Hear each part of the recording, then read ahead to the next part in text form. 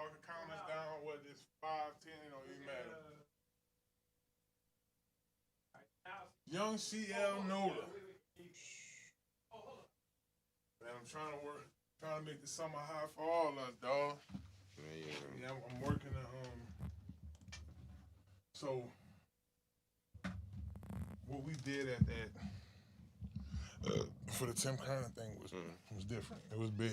Right. Like they don't usually see that.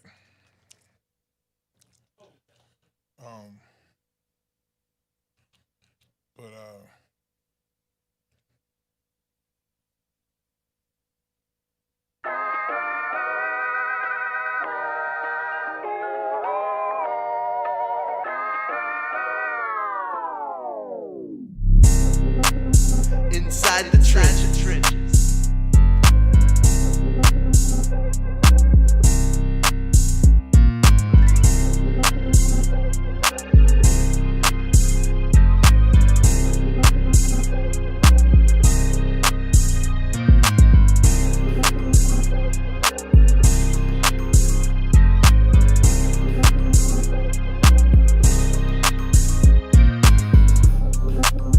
Inside the trenches.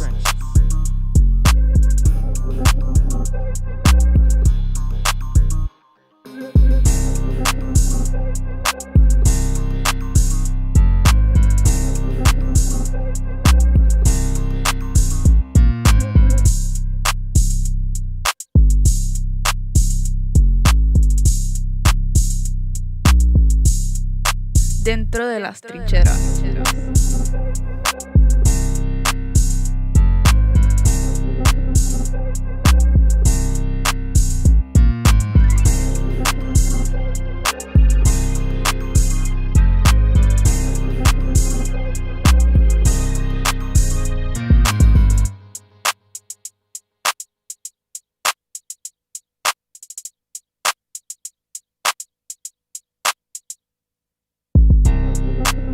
Inside the trenches.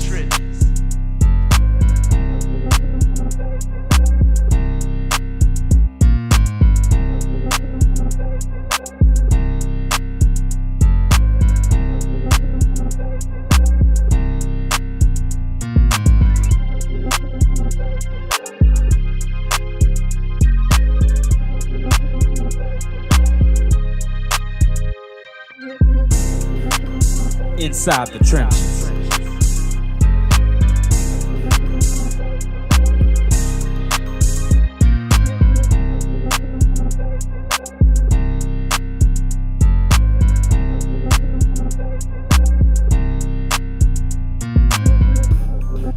Dentro de las trincheras.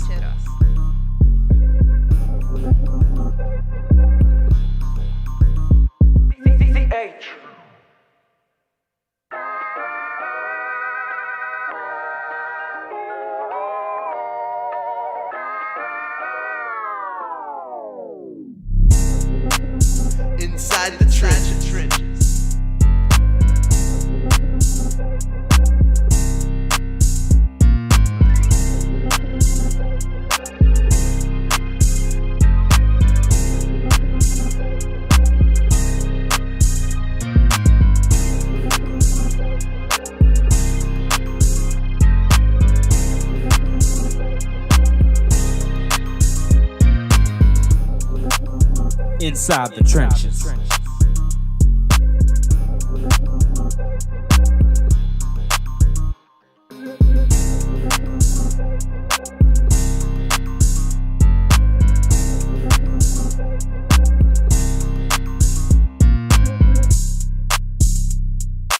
Inside the trenches. Dentro de las trincheras.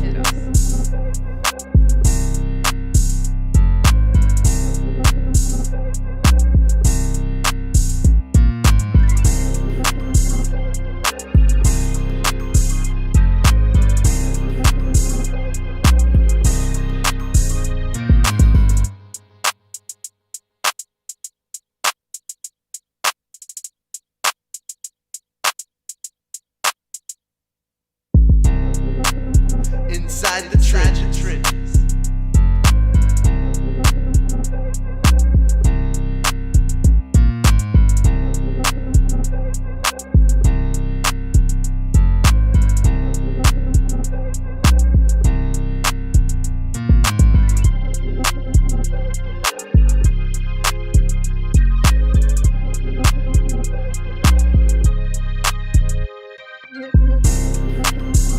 Inside the trenches.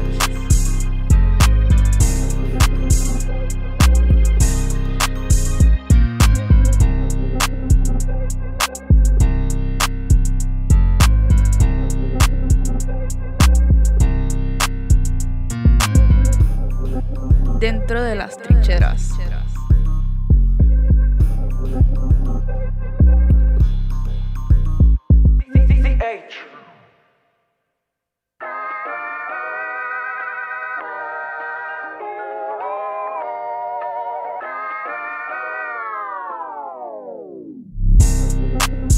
Inside the trenches.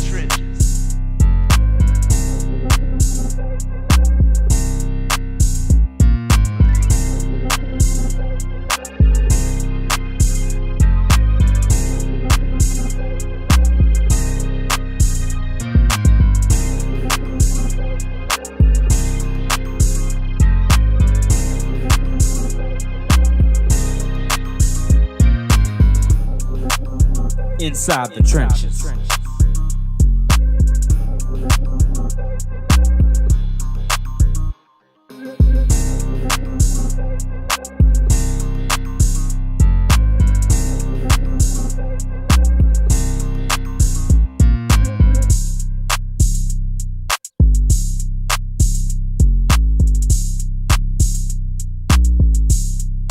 Dentro de las trincheras.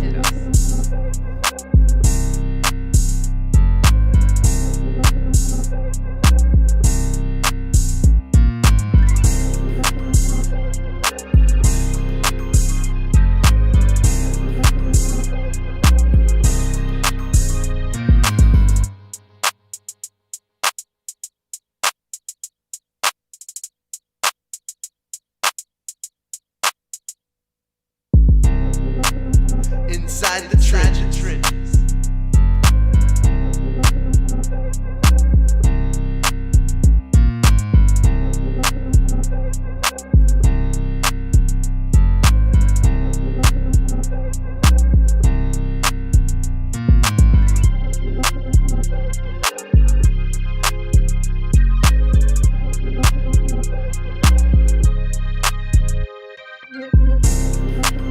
Inside the trenches.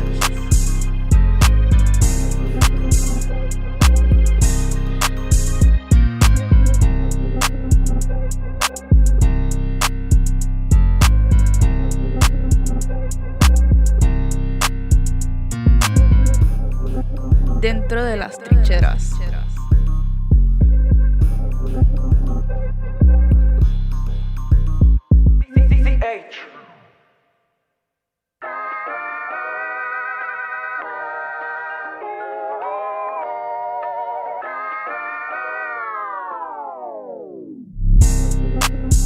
Inside the trenches.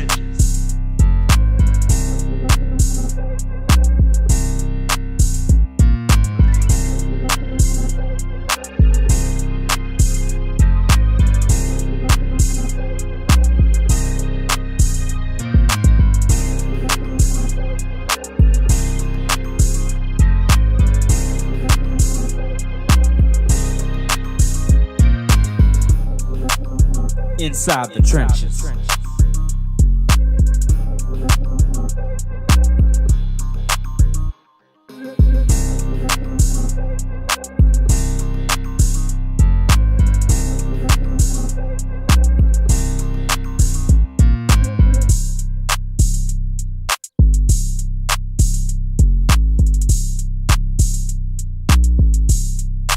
Dentro de las trincheras.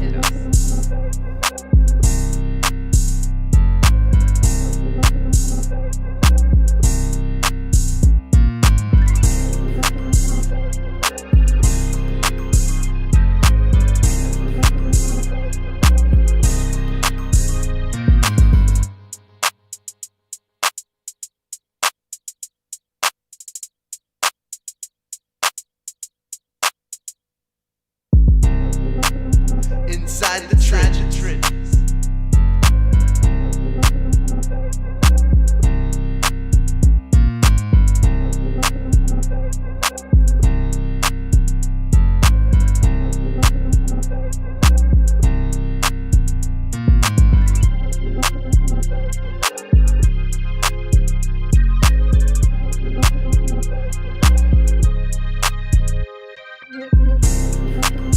Inside the trenches.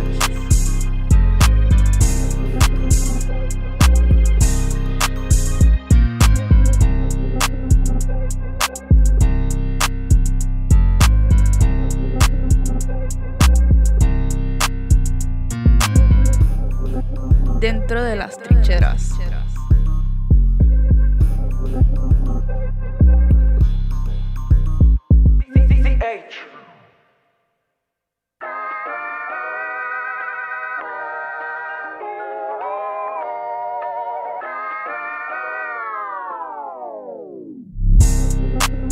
Inside the trenches.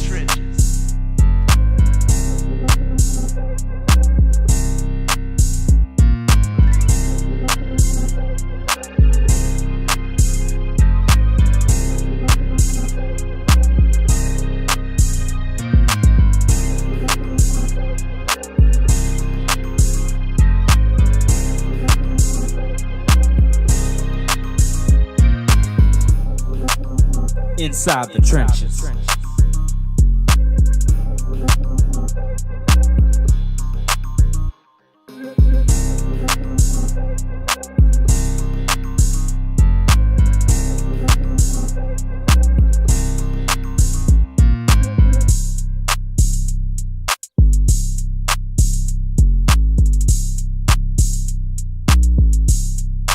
Dentro de las trincheras.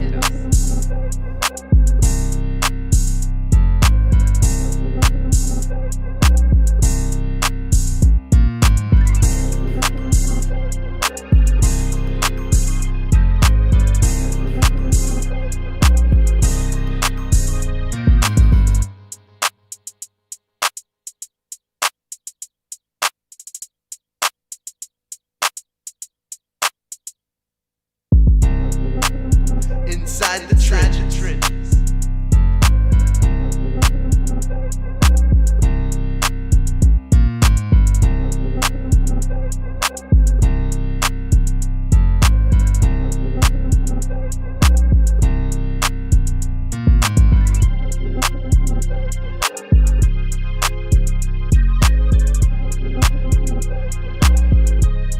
Well, hello, somebody. It's time to move your body. It's been a Inside minute the since y'all trenches. saw us. Hope y'all enjoyed y'all Memorial Week. Enjoyed y'all's summertime, baby. It's June 1st. We back in this thing full saddle. I got CL NOLA in the building representing, and also I have my homie Lil Chris in the building, the graduate, that is right, representing. Big ups to him.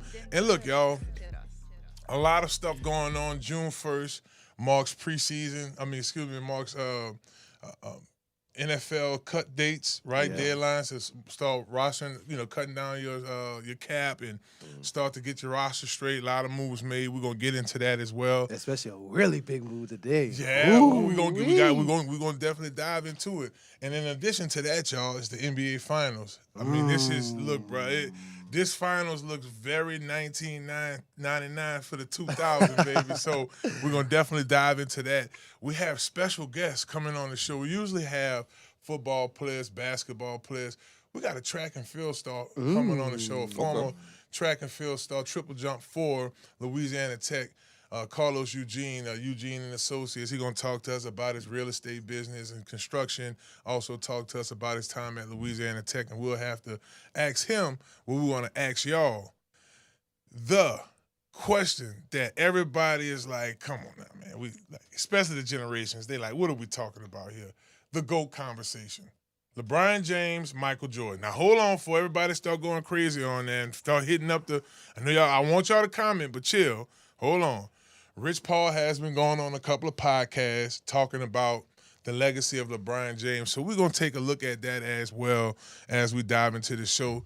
Look, y'all, we miss y'all so much, even if it's a week since the last time we seen y'all. Big ups to our sponsors.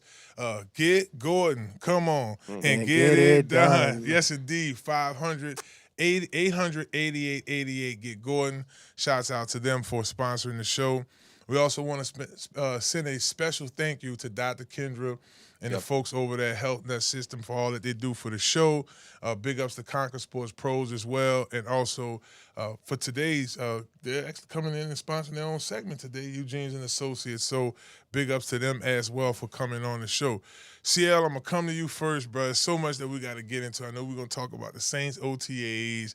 We're going to talk about the other moves that were made today. But it's inside the trenches, so it's only right that we sparked the show off with this. Big blockbuster move. I know y'all have heard this on our affiliate stations earlier today here at ESPN Baton Rouge. But the huge deal for today is the Los Angeles Rams trading with the Cleveland Browns To get Myles Garrett. Unbelievable. For Jared Verse. Now, Oh, man. Cleveland gets a first-round pick in this upcoming 2027 draft. They get a 2028 second-round pick, and they get a 2029 third-round pick. Correct. Along with Jared Verse. Now, a lot of folks in Cleveland should still be happy, CL, because with Verse, you do have a young talent. I think he's like 25 years old. Yeah, he's a young kid. You have a for young, sure. talented Pro Bowler. Yeah, Browns fans, I don't think they have any reason to be disappointed. Nope. You had an all-world star in Myles Garrett that just wasn't happy anymore. Yeah. In Cleveland. Yes, last year he led the league in sacks. Broke the record, actually. Yeah, he definitely broke the record, and at the end of the day, it still didn't do much for their defense. Yeah. Or the team. So to be able to get 3 draft picks, as well as get a gentleman that can still rush the passer. Jared Verse is not nobody to sneeze at. Oh, no. This young man is very talented. You can easily go back and look at the most recent playoff games. This is a very talented young man. Absolutely. And Cleveland should be all smiles today because I think they actually won in this trade.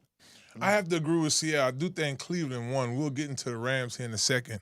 But if you look at this from a wide lens, the value later on, like that first-round pick, that second-round pick, that third-round pick in all of those years, the talent that you get coming in, you get a younger version of Myles Garrett. Exactly. Pretty much. That's basically what you get, and you couldn't ask for nothing more. Now, one of the things I really wanted to notate is what advantage does LA have in this? We know that LA has to compete with Seattle. I was just talking to Spin about this. San Francisco on the cool. Very tough division. It's a tough division. So you do have to prepare and make sure that you have all your nuggets in peace. I'm looking at this team. You got Matthew Stafford. He only have about maybe a year or two left in the tank to go. Playing at an MVP level. That's why I just say a year or two. So, and then we the same age. So, I got to give props to him. Those 80s babies still holding it down in the NFL. Oh, yeah. But, Lil Chris, I want to come to you and ask you about the advantages that LA has in this. Like, do you see this as a potential Super Bowl run, or do you see this as just them wanting to dominate their division and try to build this team up in years to come? I mean, I think this could be a Super Bowl move. I mean, they was a few plays, a couple of plays away last year from making it to the Super Bowl in the NFC Championship game at Seattle. So I think this is a very solid move, especially with a guy who had 23 sacks last year. That is absolutely insane. And then you put him in that Rams D-line, and not even just that D-line, like the entire defense, the entire team. You got Trent McDuffie, all-pro corner. You got him. You got other passers on the team like Morgan Frisk and all those other boys. And then the offense with Matthew Stafford and Kyron Williams, Devontae Adams, Puka Nacua. I think this is for sure a Super Bowl team.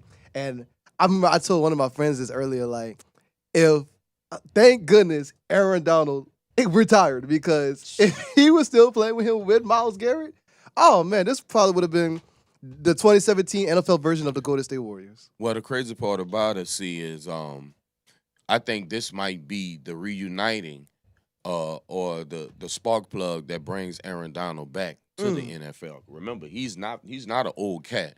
If anybody's still in shape, if anybody's still working out, there's current players that go work out with Aaron Donald, and they tell everybody that they couldn't keep up with him. So if Aaron hasn't won another ring, I think this would be the opportunity. And you can tell that the Rams are all in. Obviously making the trade for the two corners, the Chiefs two starting corners.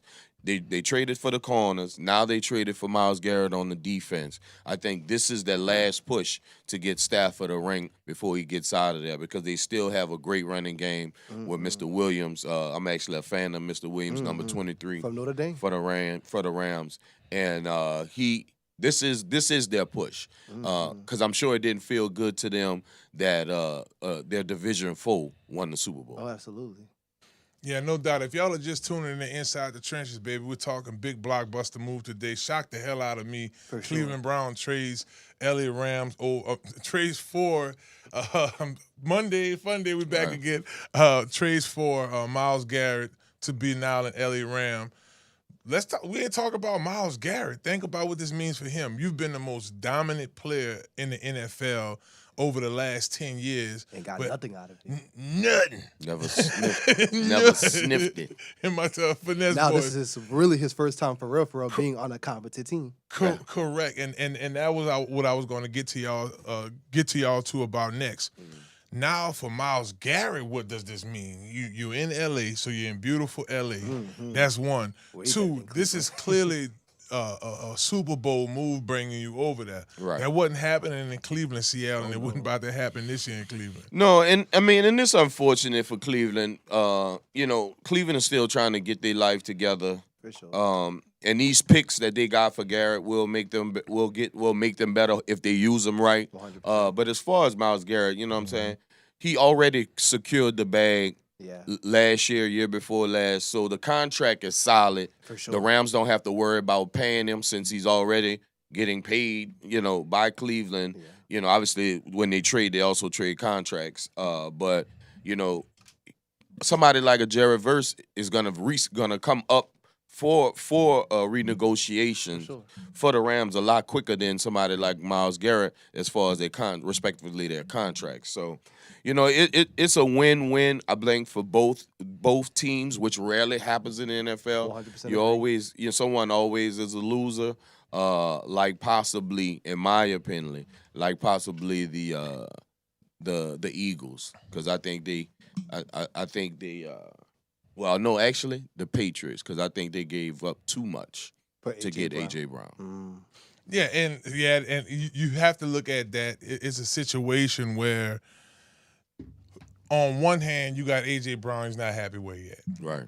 Period. So you got to make a move and make it worth the while. Excuse me. And on the second hand, you got to think Fitz. Is that the only team that possibly wanted him? Right? You didn't hear nobody else. You did. It was crickets, right? Right. So you get a formidable wide receiver in A.J. Brown, but I look at it from the perspective of this as well. Like, all of these moves being made, Cleveland trying to find their identity, get their identity rolling. You also have a team in L.A. that's so close, right? So, you look at it from that perspective. And, and no disrespect to A.J. Brown, there could be other teams that actually wanted him, but not at that price. Yeah, for sure. A first-round pick and a fifth, maybe a second and a seventh. But a first-round pick, that's big time. That's big time in this league. Yeah, it's huge. And like I said, just to kind of talk to our viewers about the entire June 1st in regards to the NFL. So, the NFL fans, this day does matter, because this day essentially shapes your team moving forward. Right. Post June 1st destinations, why do teams wait for June 1st, the salary cap, flexibility, veterans free agency, potential trades, which leads me to my next team, the New Orleans Saints. Before we dive into OTAs, I want to look at the Saints as a whole, coaching staff, all three phases of special teams, and look at, all right, what are areas of improvement and what's needed. But my thing to y'all, and Chris, I'll come to you first, what's missing? I think this team is missing veteran leadership. One thing that's cool about the Odell Beckham deal with New York, you got young Malik Neighbors there. Now the legendary Odell Beckham is his teammate. Yeah. Think about the wealth of knowledge and just perfecting his route running and being that mentor. So I don't think New York went and got Odell to be a top receiver on the team. They have that in their guy. You know, of course, Odell will want to retire Giant. That's the team that brought him in. For sure. But just to switch gears back to the Saints, they're missing that, which leads me to my next player. And I can't wait to hear from you, CL. But Cam Jordan, he's still a free agent. Nobody's picked him up. The Saints did offer a deal to him for him to stay on the team. My question to you, we missing that. We don't have, as of right now, we don't have a leader on that team. DeMario Davis is now with the Jets. So, you know, your thoughts on leadership on that team. Is it anybody else who could lead that team better than the Cam Jordan? Oh, I mean, it's very difficult to be a better leader than Cam Jordan. And not only that Cam Jordan is a great leader, but he's a great person, and he has such a great personality.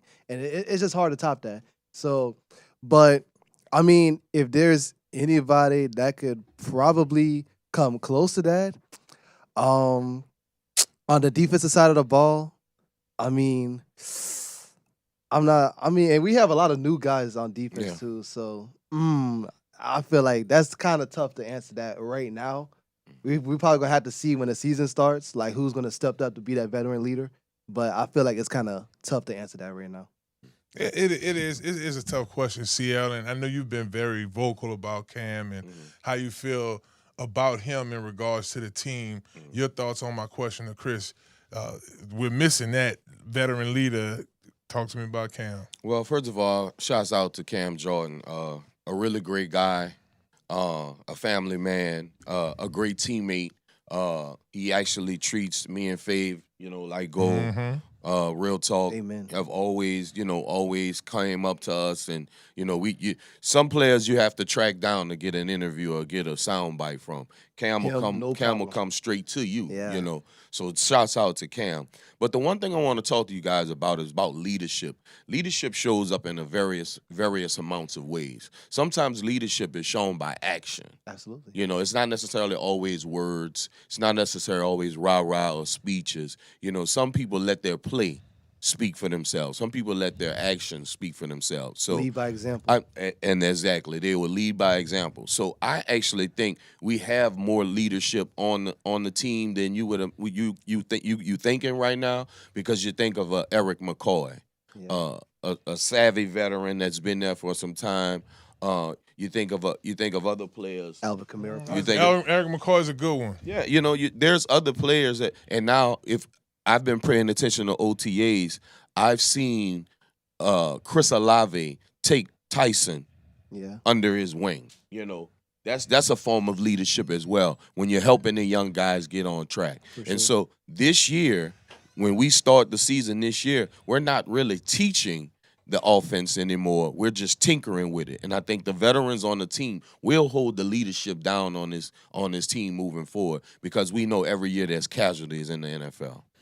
And I get exactly where both of y'all are coming from. I think I'm thinking in regards to, that 2009 Saints team I was on for like 4 weeks. When I think of who are the leaders on that team, first name come to mind is Drew Brees. Absolutely. Second name come to mind is Jonathan Vilma. Those are the two guys that were like the vocal leaders on the team. When there was a defensive thing, Jonathan was vocal. Incidentally speaking, coming to us from the Jets like DeMario. So there's that relation. And then you had Drew Brees, like, commanding the team. Tyler Shuck, I don't think he's there yet. I do think he could be led. I just feel like year 2 for him is like I don't want to call it a make or break year, because I think he started off or finished on a strong foot. Yeah. But eventually he will fall into this role I'm talking about. For sure. Right. Chris, I heard you just now. I heard what you said about Chris Olave. He's doing a good job in the receiving room. I think for sure he's going to be that vocal leader to that side of the offense. I'm talking about the way DeMario Davis commanded that team when things get down on the sideline. Yeah, that's what I'm talking about. Is on defense. I can't think of a guy. I don't think Chase Young is that guy. linebacker. Eventually, Caden Ellis. yeah. Eventually, yeah. But he the op. He was the op, right? He was just in Yeah. Atlanta. They He's got to fresh. get back used But to him. he started in New Orleans. Yeah, with a whole Cam. That's cool because that's probably the only in Elvin. They remember him from back in the day, quote unquote. But he turned into the op. Like Elvin, like man, he hit me kind of hard on that play. And I think we forgetting about cats like Carl Granderson. You know, a guy that stood next to Cam. He kind of was on my mind a little bit. in a lot of situations. And like I said, gentlemen, leadership is not always vocal. For sure. It's by leading by example, by your actions, how you carry yourself on and off the field, like a Cam Jordan. I can admit that, like a Cam Jordan. So we'll let the season progress. And me personally, I don't want to put the pressure on Tyler Shuck to be any type of leader right now. I just want him to focus on being the best quarterback he can be. Bro. And, Absolutely. moving forward. And we'll let that, and like I say, this situation will shake itself out. It definitely will. Leadership will rear its head in New Orleans. If y'all just tuning in Inside the Trenches, baby, we talking about Saints OTAs. We did talk about the big blockbuster deal today with Monday once again with Jared Verse leaving L.A. to the Browns for Myles Garrett, the MVP for defense in the NFL last year. Sure. Rightfully so. One game he had 5 sacks. It's crazy. The funniest Myles Garrett play. Let's go ahead and get that man his props right now. One of the funniest Myles Garrett plays from last year. They was playing the Green Bay Packers. He beat the deep. I forget what offensive lineman it was. He beat that boy. That boy turned and ran. He said, "Jordan, run, Jordan!" Right. Like he couldn't block him. I mean, the dude was virtually you weren't able to block him last year. Yeah, he was unblockable. Yeah, he did his thing. So it's gonna be interesting to seeing what Aaron Donald might do. Right, that might catch his attention. I'm saying, Mike, he's young. You heard it here first. You know, yeah, and you didn't heard sure it here did. first. A name that has been popping up a lot in OTAs for the Saints has been Martin Emerson Jr. We've been talking about how important that cornerback position is. We know Kool-Aid is over there. I really feel like Quincy Riley had a pretty decent year last year for the position he was put in, you know, having to be active early. Just a little bit on Emerson. In 2022, he was a 3rd-round pick, 68 overall to Cleveland. Spent some time there, so you do have a veteran. His name has been ringing. CL, I come to you first. When you look at a guy like this in terms of production, 2020, he was injured, so that is something that's needed to be noted. He is an SEC corner, came from Mississippi State. Yes, I was just about to ask. 62. Mississippi State, 62 solo tackles. He had 5 pass breakups with a forced fumble in the 2024 season. I mean, your thoughts on, he's a young player, but he has some playing experience, and his name is ringing in OTAs. Y'all, for the record, I hadn't been out to any of the OTAs. See how you been out there? Not yet, baby. I don't go out till they start cracking heads. There we go. What? Talk to me about your thoughts on Emerson July and Jr. August would be your wish. Yes. There you go. It will be, gentlemen. But I'm impressed with the young man because I actually know his story. Obviously last year in training camp, he goes down with the severe knee injury, and he misses the entire season.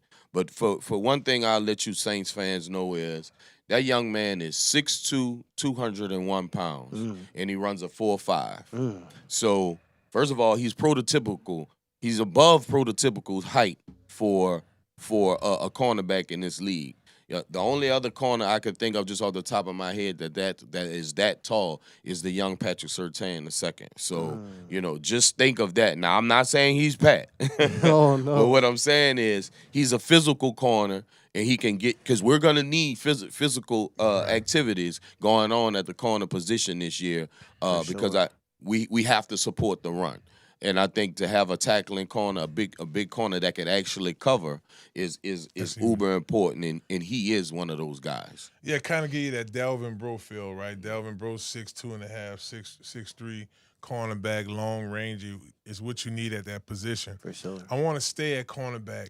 This is your 3 for Kool-Aid coming out of Alabama. So you got potentially 2 SEC cornerbacks, along with the sensational rookies that we had in Jonas Sanker and also Quincy Riley. Those boys made their mark on that team, and absolutely pretty sure they're making the competition pretty heavy.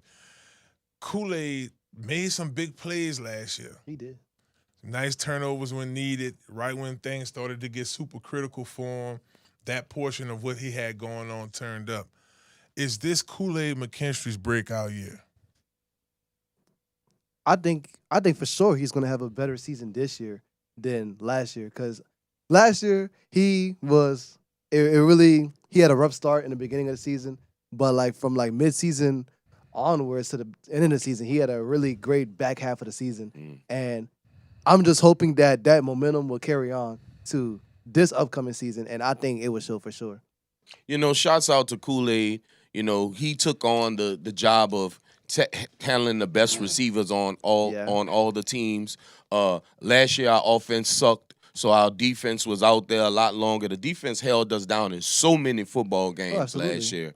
And I just want to shout out the entire defense moving forward because we know that the offense wasn't that good last year. I guarantee you the offense will be 2 times better this year. And I do believe this will be a breakout season for Kool-Aid because he'll be on the field less and have more impact plays moving forward. And if the offense is better this year, the defense is going to be better. Exactly. This year. Which leads me to our last talking point, guys, the offense. We talked about Tyler Shuck and his production at the end of the year last year. He is a quarterback you can build around. We see that. He has the height.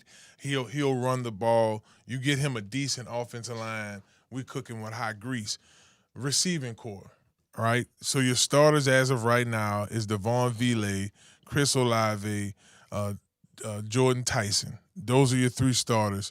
When you go to your backup roles, I really like these next 2 names. Bryce Lance, right? You also have Barry Brown.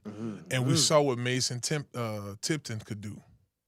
This receiving core, for the most part, is solid. I mean, you still got Polk, who we got from New England. Don't count him out. You can't count him out. You really can't, Seattle. I'm gonna come to you first.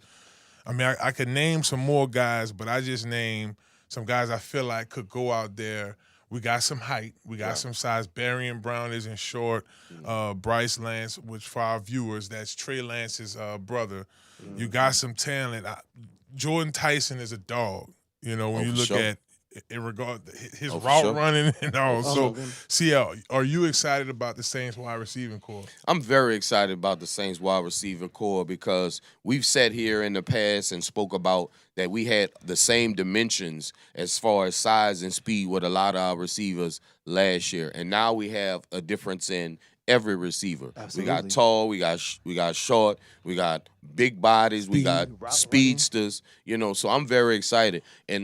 And just to double down on my excitement, because we understand that this is the National Football League and it's 100% injury rate. Absolutely. So eventually people will go down. But the guys that step in behind that is what makes me excited about it, because Lance will make this team.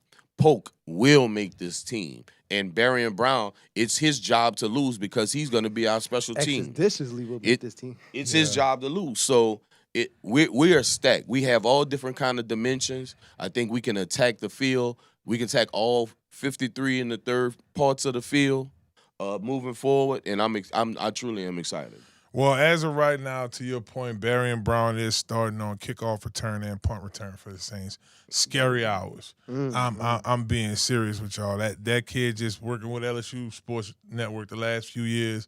Well, shoot, this is year 10 for me now, but the last few years he was there, or the last year he was there. First and foremost, his Kentucky tape. Like when we first signed him, I'm like, dog, are they seeing this guy? I mean, I know the market ain't the best at that part of the SEC, but are they seeing this kid? Right. And then when wasn't the best year for us offensively at LSU, but he shined on special teams and, of course, in other areas. So, I mean, overall, I guess we feel the Saints they have enough tools in the toolbox to make things happen. What I mean by that is, offense. Yeah, you're not dealing with your offensive line improved. Yeah, off dump. Just with bringing in Edwards, the offensive line improved. You look at the receiving core. The receiving core has some potential. Lastly here, guys, I think we got about 2 minutes left, or 3 minutes left. We'll be quick. I'll get each of y'all 30 seconds. An area that we kind of skip over, but I mean, you talking about third down. This position here is by far one you need to pay attention to, and that's the tight end position. You better believe it. You better believe it. And I want to talk about these guys real quick. Of course, you got Juwan Johnson. Noah Fant. Noah Fant. You got Oscar Delp. You got who was on the team last year? Long name. Got a long name. The whole point I'm making is this. Just with those three guys alone, those are three serious weapons. I mean, CL, when you think about even the rookie we getting from Georgia, he coming there with winning on his mind. This tight end room could potentially be one of the best in the league. Oh, absolutely. All eyes at training camp will be on the tight end room. Even though we all excited about the receivers, but all eyes will be on the tight end room because this year will be the first year that we can go 13 personnel. And for all the people that don't know what that is, that's 3 tight ends and 1 running back.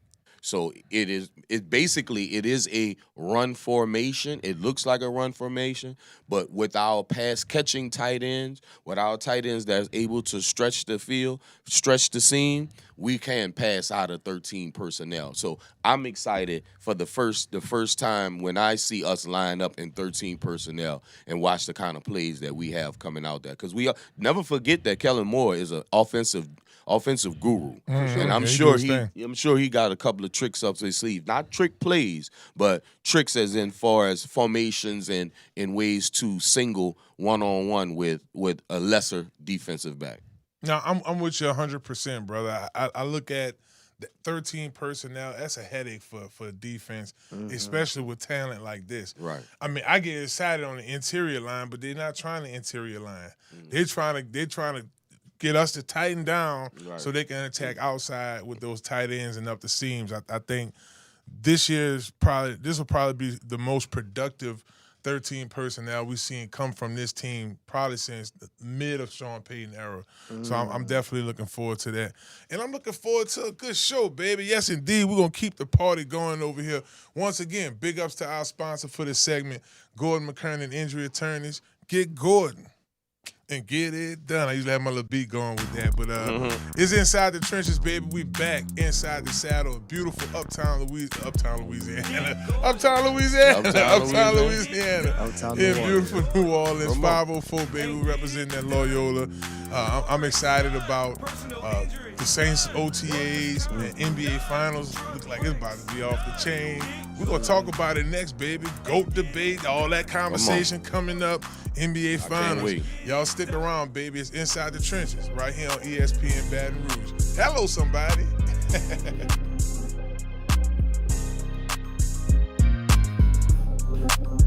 Inside the Trenches.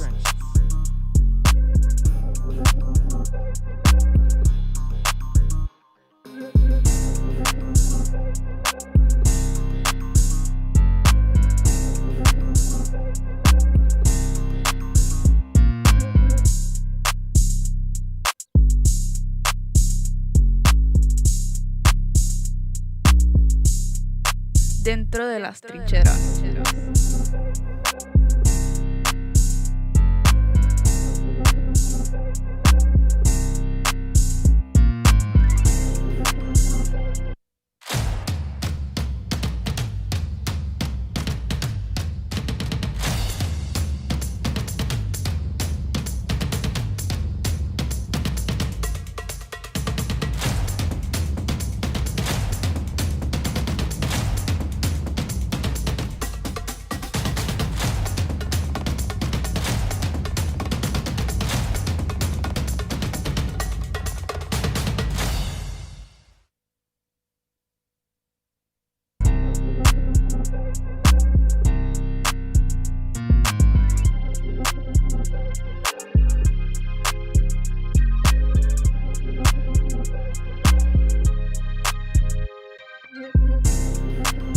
Inside the Trenches.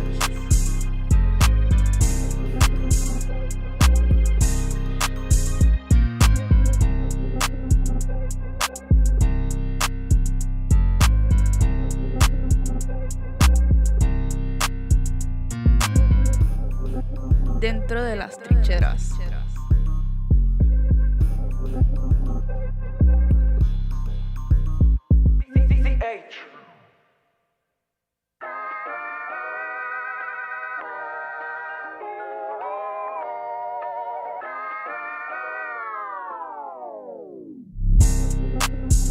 Inside the trenches.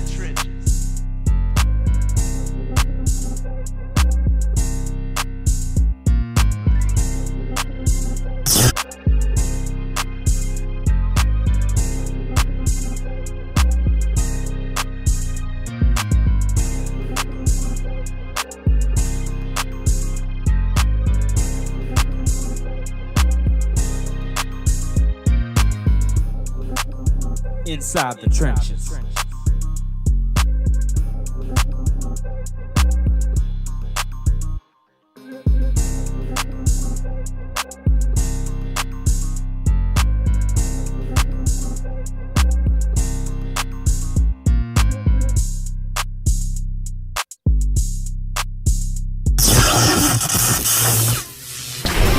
Conquer Sports Professionals.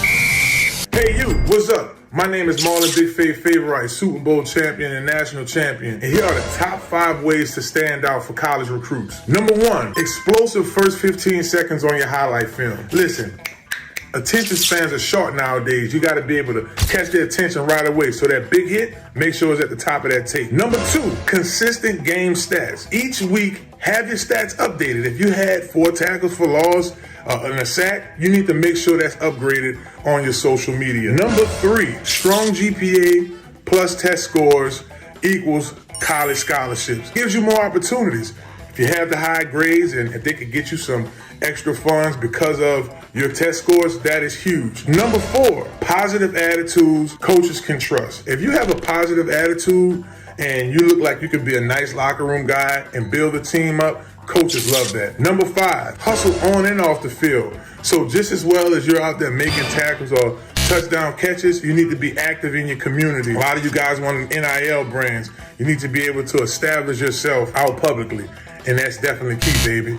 So look, if you're serious about being recruited, go to csportspros.com if you want help getting a football scholarship. Hello. Conquer Sports Professionals.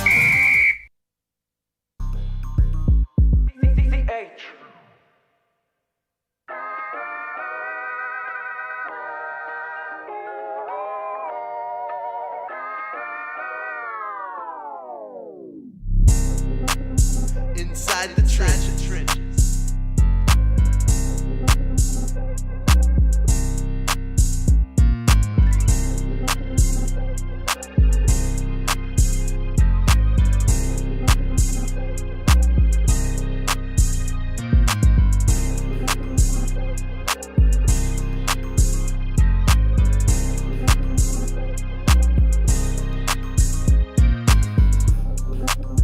Inside the trenches.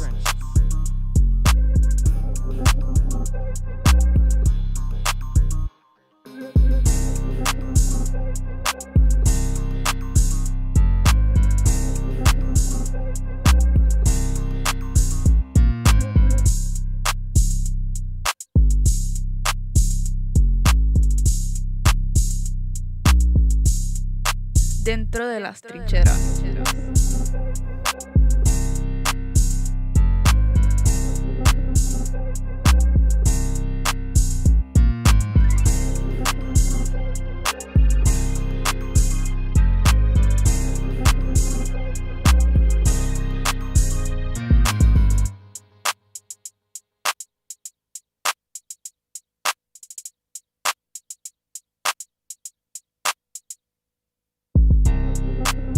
Inside the trenches.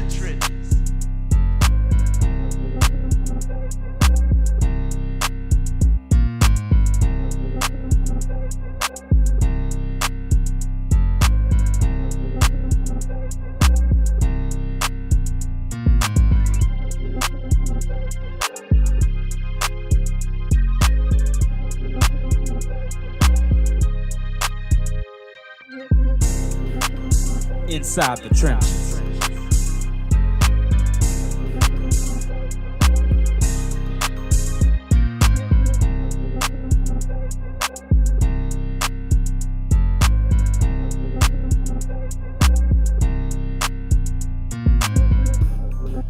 Dentro de las trincheras.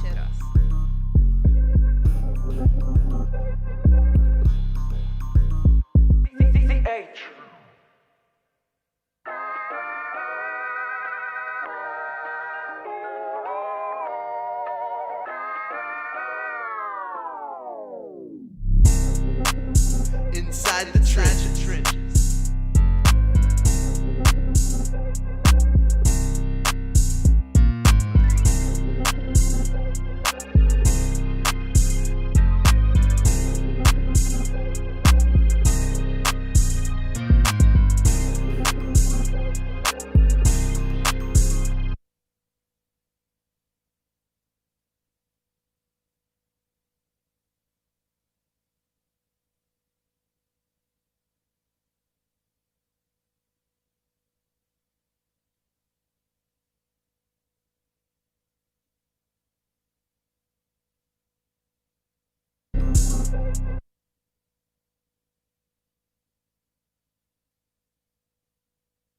Appreciate you, brother. One of the top design build companies in the region. Really, they work in Texas. They're licensed here in Louisiana. So listen, if y'all want to holler at them, it's Eugene's and Associates. And speaking of talking about them, our next guest attended Louisiana Tech, was on a track scholarship out of Destrehan High School. Okay.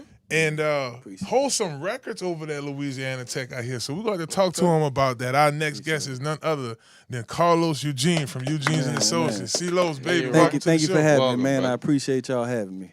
Happy to have. Now, I talk to you all the time about sports. We talk basketball, football, and I saw pictures of you at Louisiana Tech. You showed me, pictures of you. I didn't see you get a chance to, I didn't see you compete there, but I've heard about you. Talk to our viewers about your time at Louisiana Tech, leaving Destrehan. What was the competition like? Ruston, Louisiana, baby. So I gotta go back to Destrehan. You know what I'm saying? I'm always gonna be a Wildcat first. So what happened was I didn't know how to triple jump. My daddy was a triple jumper, and he taught me how to triple jump. And I was more of a power. I got to give credit to Trine, because he pushed me. So what wound up happening is I got cut my first year in high school. So, I always, when pressure get on me, I always perform or whatnot. So I wind up going 49 feet my junior year and winning a scholarship 1 year, winning a scholarship and almost took the state that year and first broke the record at Ted Gormley. Then my teammate came back and broke my record at Ted Gormley. And we just went back and forth. I never could really beat him in high school, but by the time we got to college, then, then I kind of like caught up with him a little bit. But as far as I wound up getting 32 letters. Oh, wow. Okay. Yeah, 32 letters. Sometime my high school coach, he would hide them from me because I used to get the big head, you know what I'm saying? But I wound up going to Louisiana Tech. I got recruited by a distant cousin, Brian Wesco. Okay. And he was number one ever at Louisiana Tech. And out of 25 years, I was number two. Nobody beat us, He beat me by an inch or so. I still think it's a little bit of favoritism there. But, we're going to go on there. Yeah, a little home cooking or whatnot. But it was great. It was I got recruited by University of Texas. Okay. And but I, Pops and the family just didn't think I was mature enough to go to Arizona State and University of Texas. So I wound up going to, close to family, and it was the right thing for me. I wouldn't have graduated without them. There you go. Yeah. Well, you kind of touched on it already because obviously, gaining a scholarship in 1 year, you must have did a phenomenal job. Yes, sir. And what was that determining factor of you going to La Tech? Because obviously, a lot of people know that La Tech is in Ruston, Louisiana. Yes, sir. And, there's a million things to do everywhere else. Yeah, that's. So you're saying it was family? Yeah, though, it was right? family. It was I had a lot of cousins there. Okay. And Coach Jackson, he really recruited me. And then when a lot of times when I didn't want to go to class and I thought I was the big head, big shot and stuff, he used to always tell me, and I want these young athletes to hear this. He said, "You are a big shot." You know what I'm saying? Right. And he said, "You would have been a bigger shot if you'd have took things serious early." He said, "But that's not even where I'm going." He said, "You run around, all of these ladies and all of that stuff. When you lose your scholarship, they gonna be with the next big shot." Right. Yeah, so that was the real reason why I graduated. You know what I'm saying? So I had two, other father figures, Coach Jackson and Coach Fronter out of Destrehan, but my other father figure was Coach Jackson. He used to really, like I said, I was a real knucklehead. I just thought I was the absolute it or whatever. Right. But I mean, God took me through, and but basically it was a lot of hard work, and I didn't like to lose. A lot of people nowadays, they don't care about losing, Right. and I didn't like to lose. I wanted to talk, get in the paper, get in the news, and Right. talk a little bit, but they don't get to. Pride is not bad all the time. Right. A little pride is good for you. Right. Yeah. Motivation. So, but real motivation. talk. But to point your point, I would say practicing twice a day. Yeah. I would practice twice a day. And that's how I was able to make the Dandy Dozen. Wow. There you go. Yeah. Now let's go back to Louisiana Tech for a second. I was just doing my research here. You're in the top 3 of triple jumpers in the school's history? Yes, sir. Wow. Yeah. Number 2, actually. Yeah. Yeah. Number Thanks. 2? Yeah, number 2. It was Wesco who recruited me. Right. Yeah, and I was number 2, yeah. Now that's huge, bro, because I mean, you look at it from a FCF perspective and the amount of competition that you go up against. To do that was big time. So I guess, what was that meet like? Take us back to the moment you became in the top 3 in the school's history. Actually, like I said, I got to give it to Coach Jackson. I didn't like to run, man. I didn't want to. I thought, just like a lot of kids, that talent gets you a lot of places, and talent only gets you in the door. Right. Talent does not carry you across the stage. A talent doesn't carry you to jump in 53 feet. You know what I'm saying? You have to work really hard. You got to eat right. He wound up putting me on diets and all. I can't thank him enough. You know what I'm saying? Like, he really pushed me. I wasn't mature. I just knew I had talent, but a lot of skill. He's like, skill's gonna get you there. You got to develop your skill sets and stuff like that. So yeah, that's what I would say. I would say a lot of people they just rely on their talent too much and not develop their skill set. You know what I'm saying? So that's what I would say as far as, when did I know I was like that? I would say about the sophomore year. About the sophomore year. That's early. Yeah, that's early. Yeah, that's when I started, doing the little magazines. We weren't getting paid like they're doing now. No NIL back Yeah, then. wasn't no NIL. You know what I'm saying? I wish. You know what I'm saying? We always wish. Yeah, I'm glad we're at a better place. In the NCAA and collegiate athletes. Yeah. Now that's big time. If y'all just tuning in to Inside the Trenches, y'all listening to Carlos Eugene. Y'all can follow him at Carlos Eugene on Instagram, owner operator of Eugene and Associates Design and Built. Man, it's crazy because CL, you do run across a lot of guys that's in business. Yeah. And they were either a running back at Mississippi State or in Carlos' case, a triple jump athlete at Louisiana Tech. When you got to Tech, did you know what your major was going to be? What did you finish in school? Like, I know you I actually finished in kinesiology. I was supposed to go to med school. Okay. Or at least PT, physical therapy. But Katrina happened, it changed everything. That what got me in construction. There you go. And shout out to my cousin Warwick. I begged him for a job, and I took off ever since and met a lot of people. From there, and I kind of, honed my skills with dealing with people. Right. Not just it's easy to build houses, but you got to deal with the contractors and deal with the homeowners and manage people, manage the expectations, and say no sometimes. Right. Something I struggle with, Yeah. So 2-part question. I'm famous for those 2-part questions. Yes, sir. First of all, bring us back to one of your most cherished memories of track at La Tech. Yeah. And second of all, how did you transition from a student athlete to today's businessman? Okay, so the first question I would say I would say 2003 in the NCAAs in Sacramento. Okay. Yeah, the NCAAs and even I like to have a good spirit. You know what I'm saying? So even my competition was egging me on, and they was giving me the business. I'm gonna come on here and say that. They was, when you get to I thought I was the man in school, but when you get to the NCAAs, I was getting with them, but they was really going in, and I believe that was my junior year. And, but they was really cheering me up, you know what I'm saying? It don't matter how are you when you winning. It's when you on the ground to see what you really made of. Right. You know, so I would say 03, that was, you know, just getting that experience. Let me tell you something. If you the biggest and the baddest in the room, you in the wrong room.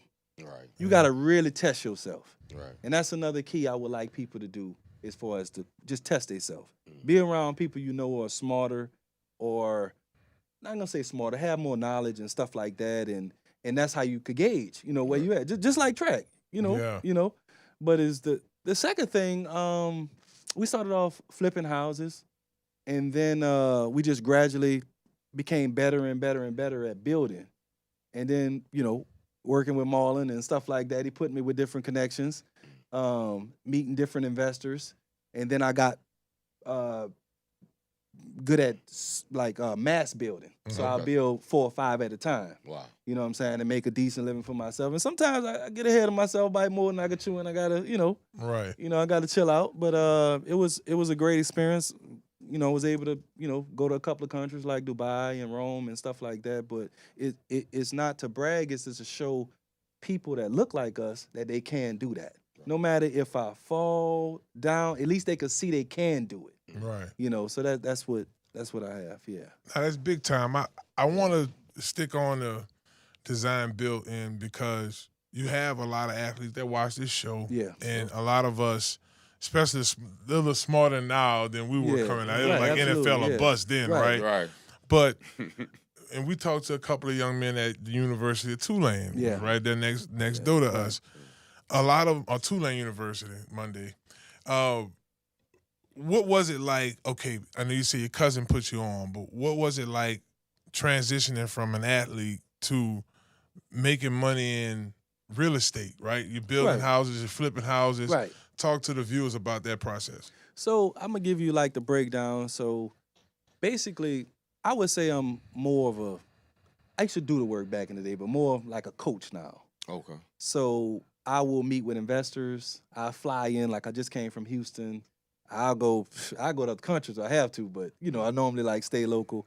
But to answer your question, it's a easy process. It's very demanding though. You know what I'm saying? It's very demanding, and you have to, watch everything. But I would say that to transition, my dad was a builder. I got to give him credit. He was a builder, and he just taught me everything he knew, and I just took off with it pretty much. I took off with it, and one day I'm going to retire. He already retired. He get a check already, but, he'd be really retired. You know what I'm saying? But I hope that answers your question. But I would say just being around the right people, knowing your craft, learning all the steps, don't skip steps, and doing it slow. Don't jump into a big house. Start with a small house. Right. Start with a little bitty house. Right. And then learn your foundation, learn all your codes, learn what you're supposed to, learn and don't skip. Right. And deal with a great crew. Because like I say, I'm just a figurehead, you know what I mean? Now, I have a amazing staff, amazing framers, amazing electricians, amazing plumbers, and they make my life easy. Right. So that's the main thing. Yeah, it's the main thing. Easy question. Yes, sir. What's next for you and your company moving forward in 2026 and beyond, brother? My next thing is soaking everything up for Marlon. You know what I'm saying? I mean, he done got me on these. We sponsored a community development. I just want to do more community development now. Okay. Maybe I'll do some bigger projects. Have some deals, some deals coming up with the city, maybe. You know what I'm saying? Got my fingers crossed. But I'm gonna stick by Marlon. You know what I'm saying? I'm gonna do this community development thing. You know what I'm saying? We're gonna do some more flag football games. I participated in pros versus politicals, and it was a big hit. Oh yeah. Yeah, it was a big hit. It was impressive, actually. Yeah. Well, we appreciate you for coming out there too, and man, big ups to EUGENE and Associates for design and build for sponsoring the event as well, along with everybody else that came out there. But that is huge. Carlos did touch on some points. We are working on doing some more. So for everybody who did participate, or if y'all did missed it, we'll work on having more cameras out there next time so y'all can watch the fun. They got some videos out there on it, but Lo's right, man. I like that community aspect, and I want to stick to that on my next question here. Right, and I do want to say one thing, just to clarify. Build design is we do A to Z. We get the plans, we take the plans, and we turn the key. You're not having to do nothing. You just give me your colors and your flow. That's it. It's over with. But, Fire. And look, man, we normally have an opportunity to put up some of the videos and work from our designers, but we're gonna get you back on here. I said designers or guests. Yeah, get you back on here to show some of his work. But hey, the houses they cold, man. They get them up. They look nice. The flooring is gangster. Well, it gotta be because he's successful. Yeah. And to answer that last question, I would like to for our community, I would like to self-finance to make young homeowners, Right. because I think that's the cornerstone of wealth. And I would like to get to a point to where my company or collaborate with Marlon or you, where we can give back and owner finance a lot of them, or or some townhomes if we can't do houses or something like that, just to put a point on that one. You know what I mean? That's where I would like to go with it. Now we need more people thinking and talking like you, because Right. I mean, Yeah. it is the cornerstone of wealth, and we talk about this all the time. Yeah. But just being able to get in the field to where, like, if you say you learn A through Z, Right. you'll be successful. It's inevitable. Right, yeah. And don't skip. Yeah, don't skip. skip, Yeah, don't that's skip the big. steps. Oh, I'm you know. listening, brother. Yeah. Don't skip. The reason is, and I know we're gonna move on. The reason why you don't skip, because you in your business you have to know everything. Right. Because sometimes when people think they know more than you, they try to get over. Right. You know what I'm saying? So you have to know how to talk to people. You have to know about the floors. You have to know about the inspections and engineering and what steps and so you don't make a mistake. And you can't go fast if you don't know what you're doing. Right. I have a great investor, Chinese investor actually, and he says, don't jump too high because you're gonna fall hard. Yeah, You know what I'm saying? Right. So measure your steps. Yeah. So And that wasn't a track reference. nah. Right. Yeah. See, look at that. Yeah. All right. I guess just thinking about what all entails in building and designing. What's the most difficult project you would typically have? Like, I mean, some people may say, man, building condominiums is something else. Or like, I guess has been one of the more challenging builds for you? We built in Corpus Christi. It was hard because it was on the sand, so it had to be moving or whatnot. So we had to do the vibrations test and make sure everything was level, and put the concrete at the bottom. And we did build about 9 feet in the air. And it was a big build, 3,200 square, and I built 7 of them up in Corpus Christi. So that was, and just being away from my family and stuff like that. So it does have its drawbacks, but it rewards me to kind of just, move around and stuff How long like that project was? I actually stayed up there for about 6 months, 6-7 months. Okay. And like I said, had an amazing staff. And what we'll do, like I said, when I was, I'm a little middle age at this point, I don't look it, but back when I was 20, I bring anybody. It didn't matter who had the jersey on. I felt like I was Brady. That's a sports reference. Right. Yeah, I take whoever was there. I take whoever was there, and then we'll put them up like that. And if they wanted to go get it, I'll go get it. That's how it is. Yeah. What's the difficulties of building in the South, knowing that the foundation we 6 feet below sea level, right? The humidity, so a lot of what do you call that? Spores, right? Absolutely. Mold Absolutely. and all, and especially with June 1 is the beginning of hurricane season. Yeah. What's the difficulties in building in the South? So another thing, I'm gonna drop you with another gem. I used to be a storm chaser. Excuse me. Okay, no doubt. So I was chase storms, like I said, and have a good time. But to answer your question, you have to put pollens down. So that would mitigate. I'm not gonna say it stop, because the soften the ground, they could drop and slip and still put cracks in your house, whatnot. But I will you first would step with pollens, and then after that you would get it inspected, and then after that you would if it's on a slab, you would get your plumbing or whatnot, and then of course there's one thing I want the young builders to understand: you need to get your termite inspection, first. Get your termite inspection, and go from there, and don't get it twisted. Termites will eat through that mortar. Oh, for sure. Yeah, for sure. They don't just eat wood. No. Brick and They don't just eat wood. And that's not a food reference. Yeah, and that's not a food reference, right? Yeah. Right, but the pylons and they have different types, but they are so using concrete now. Mold resistant material, the metals, concrete. They're using blocks, wheat, all kind of different things. I'm more of a stick builder. We did some metal, but I am looking at concrete and stuff like that, just to make the home ownership cheaper, right? For people to get into. Possibly even solve the homeless problem. Wow. With the concrete. Real talk. That's big, man. Will you be the first builder to build a basement in New Orleans? There you go. I don't want to get ahead of myself, but I Okay. try. All right. I try though. I try. You know what I'm saying? Gotta find It'd have to be a my highland. property because I'll be scared of something flooding somebody. Right. You know what I'm saying? Yeah, It have to he be my built property.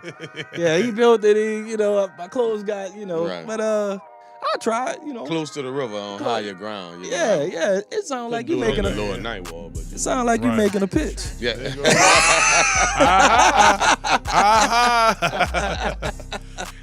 Man, well, Los, we definitely got to get you back on the show. I know we're Yes, up sir. against the clock, but as all of our guests come on the show, we ask them to leave a little bit of motivation or, just some, train of thought or some words of thoughts for some folks. That's your camera right there, man. Talk to the Oh viewers. man, like I said, whoever listening, you know what I mean. I appreciate Marlon for coming here and inviting me.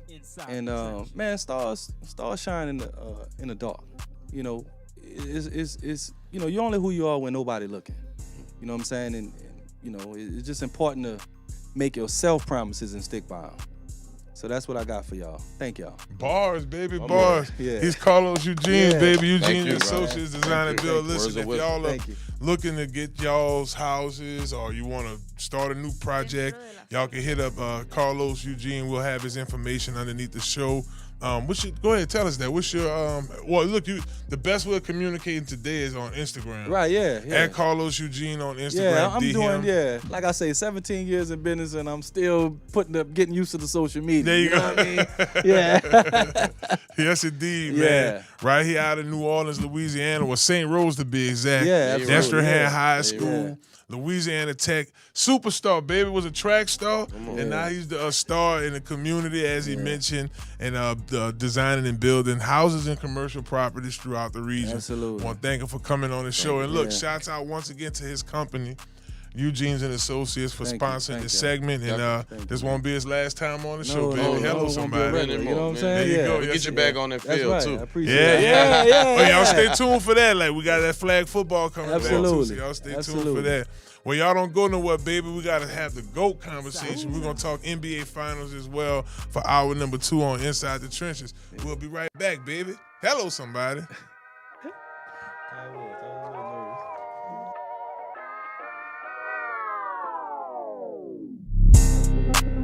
Inside the trenches.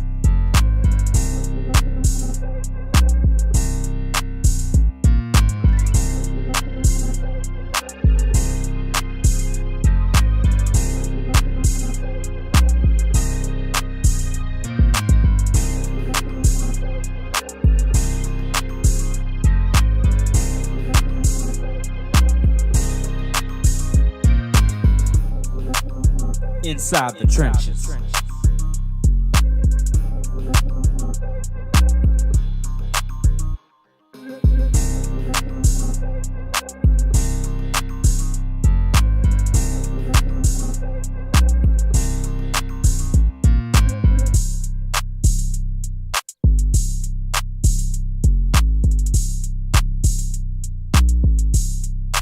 Dentro de las trincheras.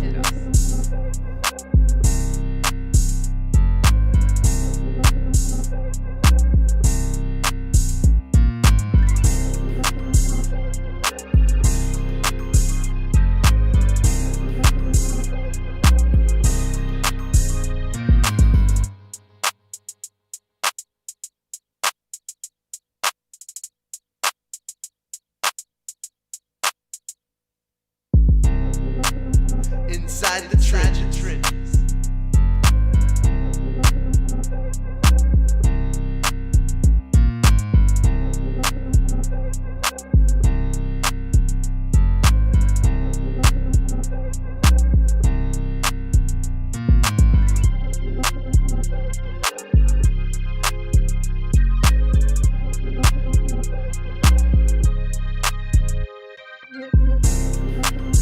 Inside the trenches.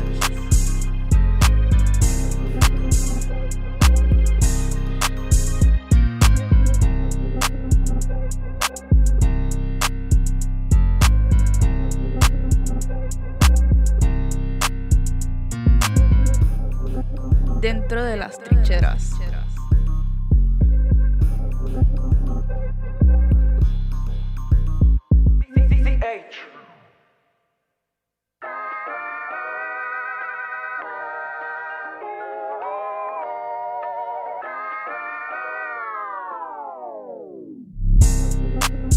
Inside the trenches.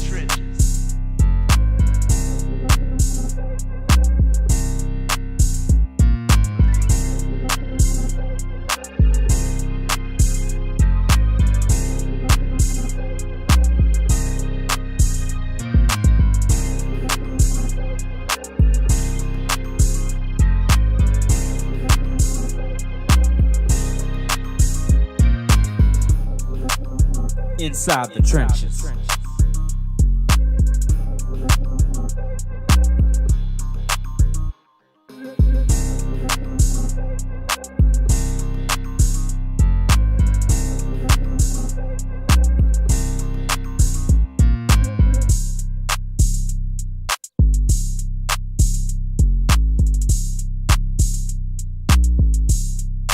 Dentro de las trincheras.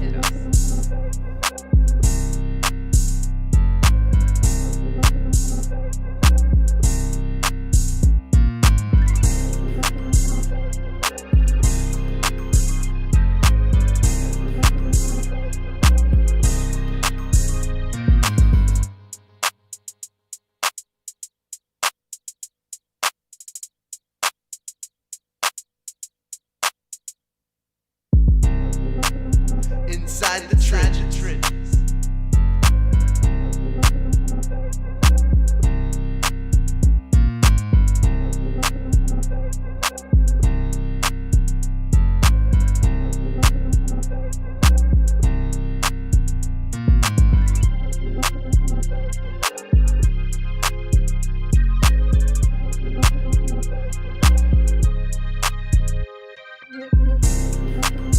Inside the trenches.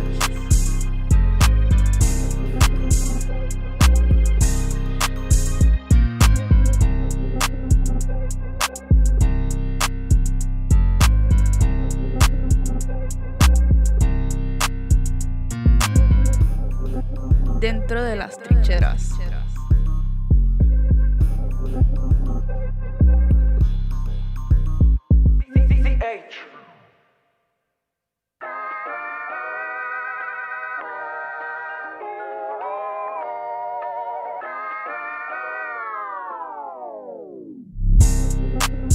Inside the trenches.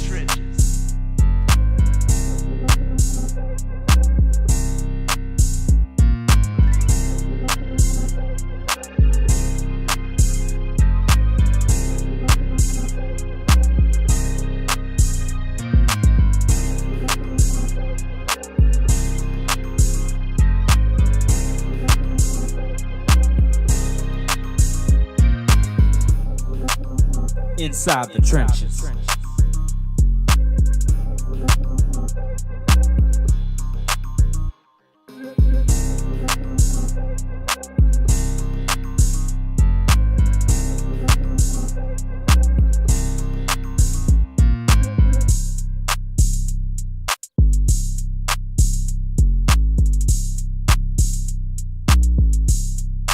Dentro de las trincheras.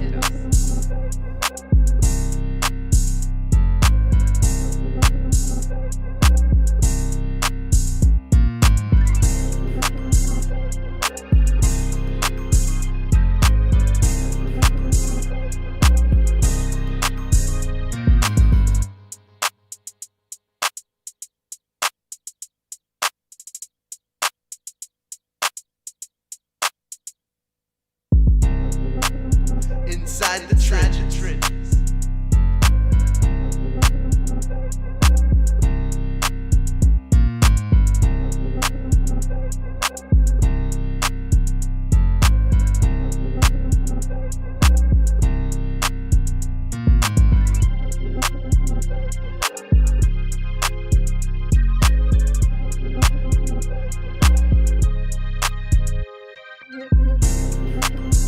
Inside the trenches.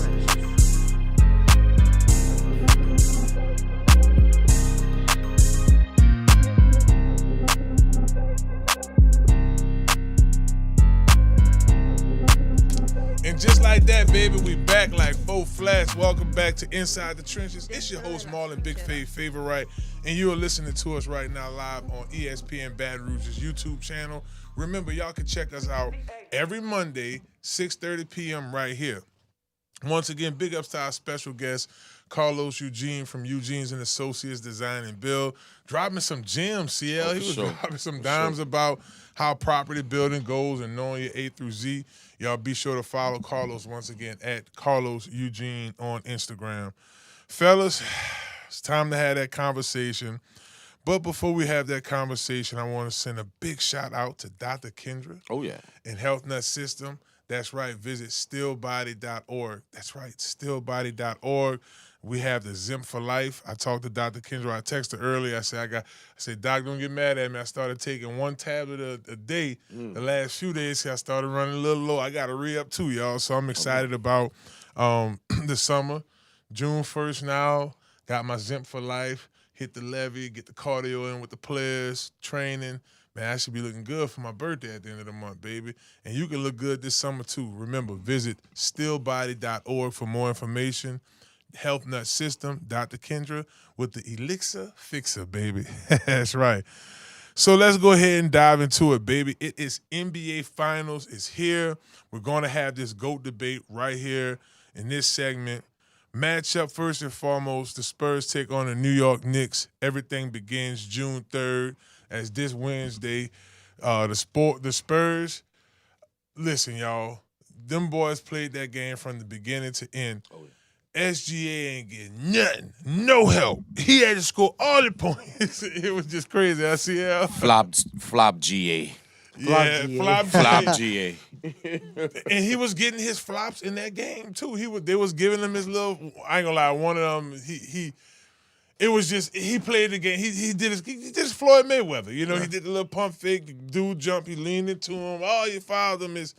I don't know. That's why I play football. I couldn't do basketball. It's just too much of this goes on. It just it gets under my skin. Well, anyway, these guys finished and got the job done. Thought Holmgren would have showed up a little bit more for him. I mean, nobody showed up. 4 points, 4 rebounds. That's absolutely horrible. insane. And I saw the backstory with him and Wembanyama. Yeah, going back to high school. Going back to France versus USA. I saw that too. So that's crazy that the boys got that history. Well, anyway, the storyline with the Spurs, y'all, as I just mentioned, Victor Wembanyama, this is his, year 2 for him? Year 3. Year 3 for him? Yeah.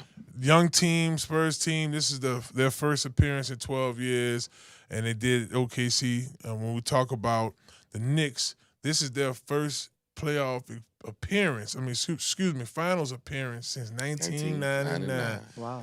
What year were you born, brother? I was not even born yet. Oh, wow. Well, the crazy part about that, gentleman, is that before we had the Pelicans, I was an avid Knicks fan. My favorite basketball player, besides you know who, was Allen Houston. He still, to this day, I believe he has the nicest mid-range jumper in the league. Yeah. To this day, that team with Allen Houston, Latrell Sprewell, Patrick Ewing, Chris Childs, Marcus Camby, huge Knicks fan. Larry Johnson was on that team. Yep, LJ was on the team. That's a stacked team right there. Yeah, they went to the finals. 99. They actually, ironically, they played the Spurs and lost to the Spurs, lost to Tim Duncan and the Admiral. But it's just amazing to have the Knicks back in the championship game. You think we're avid Saints fans? You think we love them Hooters? Them boys love the Knicks. It's They going do. down. Yeah, it's in New York. New right York, now. it's crazy. Spike And, Lee is look, happy right now. and we said at the same time because, yes, go ahead and say it. I mean, you young and it's crazy, you know that. You was about to say Spike Lee? Yeah, Spike Lee loves it in New York right now. I mean, he is a true diehard Knicks fan, bro. Yeah. When you talk about Spike Lee, through the dog years, he was right there, bro, right there on the side. But I used to look up to Spike. yeah, Spike Still do. Still do. Yeah, especially your line of work. Like CL, filmmaker, Yeah. Knicks, avid Knicks lover. That's me, baby. Speaking of Knicks, we talked about that. We would say the leader on that team is Jalen Bronson. Yeah. Swept For Cleveland sure. in the Eastern Finals. James Harden just ain't the same James Harden, brother. I ain't lying to you. Donovan, that's another story. We'll talk about what they need to fix out there in Cleveland. And then they ended the finals on an 11-game playoff winning streak. I mean, this team is on fire. Oh, absolutely. I want to talk to y'all. Come to you first, CL, about key matchups. When you think about Carl Anthony Towns and then Wembanyama, like, it is an elite matchup. Who has the upper hand really in that situation? Well, in the situation, I mean, first of all, Wemby is all world. Yeah. I've never seen a guy that obviously that talented and that tall, but Cat can take advantage of him if he keeps him out. He has to play on, which I really don't like when bigs play away from the rim, but to keep Wembanyama's blocks down, he would have to keep him out on the perimeter. So that would be the strategy in my thought process for Cat to play outside the 3-point line. So Wemby would have to guard him out there instead of having him in the box where he could block shots, because we know he can affect the game by his blocks. I think the big thing with Cat is going to be to keep the penalties down, the fouls down. Yeah. Easier said than done.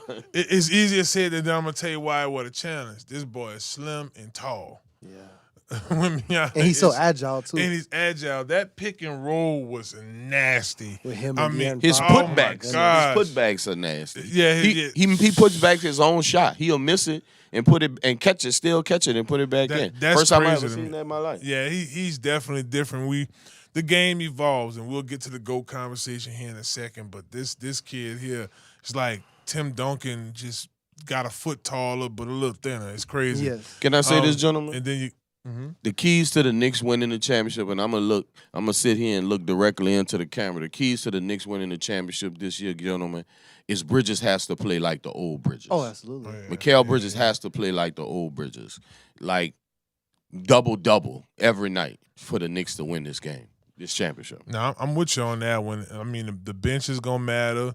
That could be a difference in this game. Who can contain Bronson from scoring? I mean, it's so many. I can't wait till Wednesday. It's really going to be a matchup to see. Let's go back down memory lane. Yeah, he don't know none of that we talking about right now. But just going back down memory lane, CL, you touched on it a little bit. Just want to flash back to 1999. I mean, don't get it twisted. Juvenile dropped 400 degrees the year before and back that thing up was that video dropped a month later after this final. I remember that year like it was yesterday. I mean, you mentioned it. You had Tim Duncan, you had David Robinson with the Spurs, Sean Elliott. I'm missing somebody else on that team. Parker. Tony Parker was on. Young Tony Parker was on that team. Ginobili. No, not Ginobili was on the 06 team. I mean, Ginobili was on the 99? Well, you know what? Parker did come in the league when he was 19. So yeah, he was on that team, but I don't think your boy Parker was to the tail end of his career when they played in the finals against the Miami. Lakers with Kobe in 11. Was that 2011? I gotta pull that up. Yeah, we gotta look at that. Yeah, but I think that's the last time the Spurs was like that. If I'm not mistaken, we'll go back to it. But you mentioned Latrell Sprewell, Allen Houston, Larry Johnson. I mean, the Knicks became the first number 8 seed to reach the NBA Finals then. It was just that year a grind of a year, CL. That year, Allen Houston and Latrell Sprewell with them combined, averaged 52.8 points a game. It was serious. The Knicks was serious, bro. It was balling. Like, I want you to go tonight. You got homework. There I want you you to go back and look at the 1999 Knicks team. And watch. Just watch Sprewell and Allen Houston. And the thing, too, that CL not mentioning, these boys, some of them had been teammates since, like, 89. Like, I think, Larry Johnson got with the Knicks in what? Ooh, after he left Charlotte. This is Grandmama after he got hurt. Yeah, because Larry Johnson was very athletic. Dog. Yeah, he was very athletic. He had a back surgery, and then he changed his entire game, and he started being a 3-point shooter. later on That's in his right. I career. forgot. Yeah, Totally LJ. forgot about that. LJ, he the one hit that 4-point shot when he hit the three and he got fouled and it was a 4-point shot. Grandma And that Mo. helped. Remember Grandma Mo went on Family Matters. Remember Yeah, that? I do. Classic He was sponsored episode. by Converse. He had his own shoe with Converse. It was, boy, that team was different. Boy, Spike was acting a fool. You got to realize Spike had just came off like a 15 run with the movies. You know, I'm talking about you had Crooklyn, you had goddamn, what's the one? Do the Right Thing. Do the Right Thing. I mean, it was just different back then. Let me ask y'all a question. Come on. How old y'all were back in 1999? Okay, I ain't telling you. I'll tell. You know, this a grand year for me. Let me see. 99. I was when this happened. I was 12, about to be 13. Well, I'll tell you this. I was There you playing. go. I was playing NBA Live with the Knicks. NBA Live 99 with the Knicks. I got one for y'all. You and UP. Hell yeah. I got one for y'all though. NBA Jam, dog. When you had to have a code to get Jordan. Right. That was crazy, bro. That's some basketball. All right, let's start the controversy Come right on. now. How much time we got Come there? on. We got about 10 minutes to talk a little trash. It's gonna we be gotta talk short. about it. It can be short, and I got a few things here. And I need y'all help at home because I know our viewers right now, y'all are between the ages of, right? Whatever your age of is. I think we got a pretty solid base in here. I guess I'm kind of like a tweener because me and the other guy in this conversation is about a year apart. So when he was in high school, I was in high school. I was watching this, I was watching that. But I also was 7, 8, 9 years old, and I had the chance to watch Magic. I remember when Space Jam first dropped. This conversation happens on a lot of podcasts across television. It's going to continue to happen in different variations. It's the GOAT conversation. To some people, it's not a conversation. To some people, it's definitely a conversation. I do think it is somewhat of a conversation if you ask me in my position. We may have a person that may feel it's one way, but it is respect. Okay, Michael Jordan versus LeBron James. Where does this come from? Why are we bringing this up now? Rich Paul's been hitting a couple of shows, couple podcasts, and making some points for LeBron James. Now, when you talk about the two and you break the two down, let's start off with the guy, Michael Jordan. 6-0 in NBA Finals, 6 final MVPs, globalized basketball. I'm just being real. And he dominated the 90s.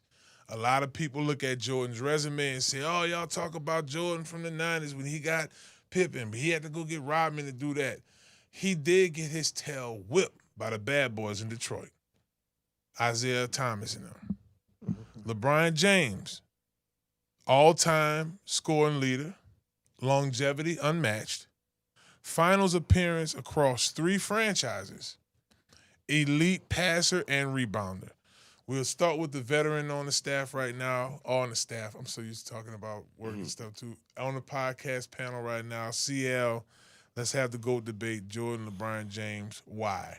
Well, for me, gentlemen, it's not much of a debate, and this is not because I actually know Michael Jordan, and I've had this conversation with him in the past, and I'm going to just tell you what he told me when I reluctantly asked him the question, because he gets on you, he get with you, but he says he doesn't see it.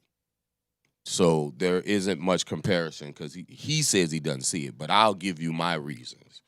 First of all, we all know that Michael Jordan has never seen a Game 7. We all know that he won the scoring title 10 times. But the most important thing that he probably want me to say is he was first team all defensive team 9 times. Michael Jordan was the true domination of the league. You literally did not have a chance to win while he played basketball in his prime. It took him to retire and go play baseball for 2 other franchises to have a chance to win the title. Really won. He comes back from playing baseball and wins 3 more championships. Gentlemen, It's not a question at all. And just to be abundantly clear, he only took maybe 3 3-pointers a game. So he scored all those points in the paint. We got the picture of Jordan and CL, man. Let's pull that up. Because look, check this out. That was 08. That was 08. All-Star 08.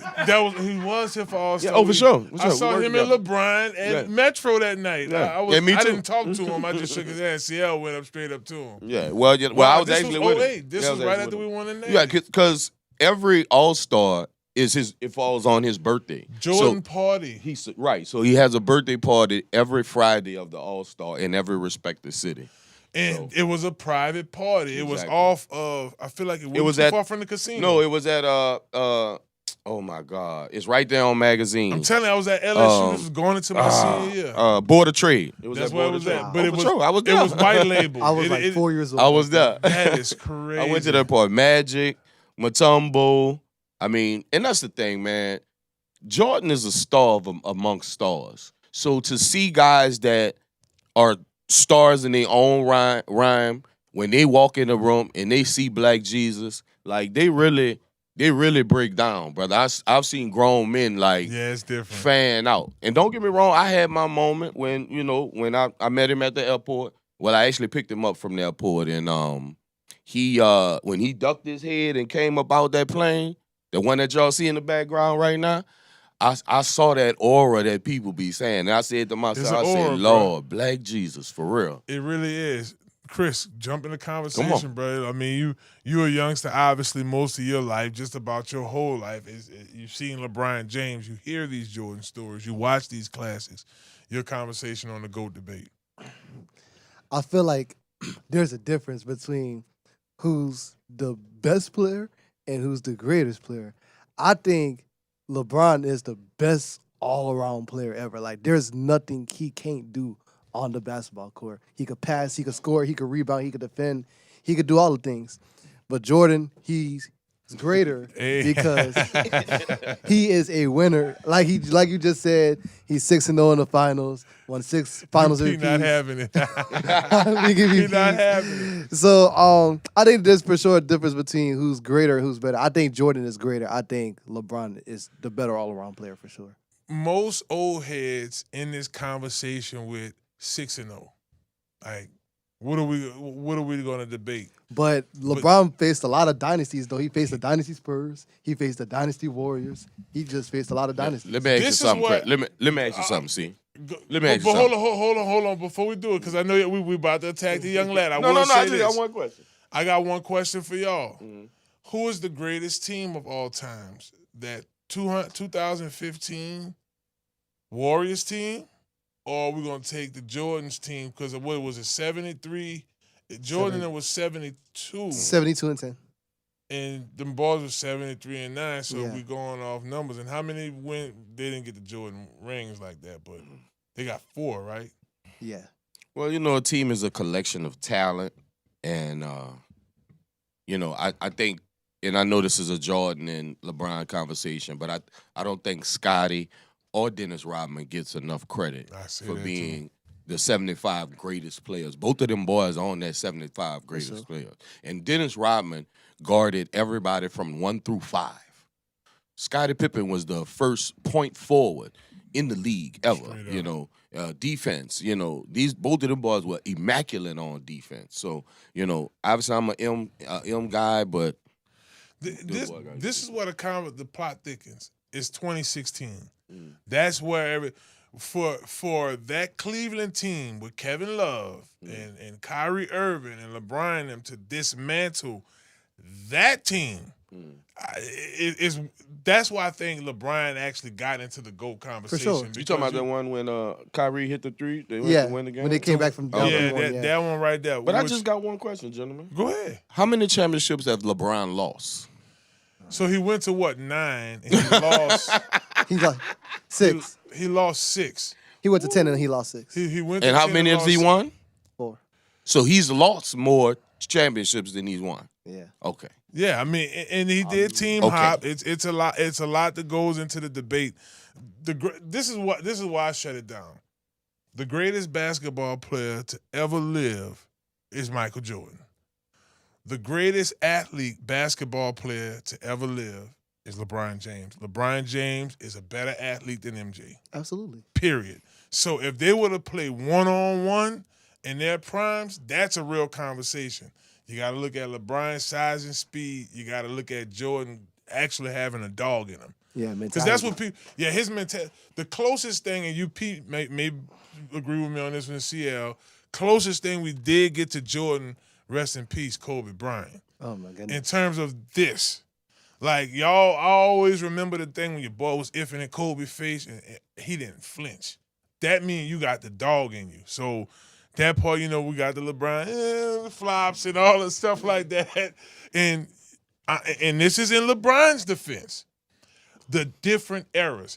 That era was slow.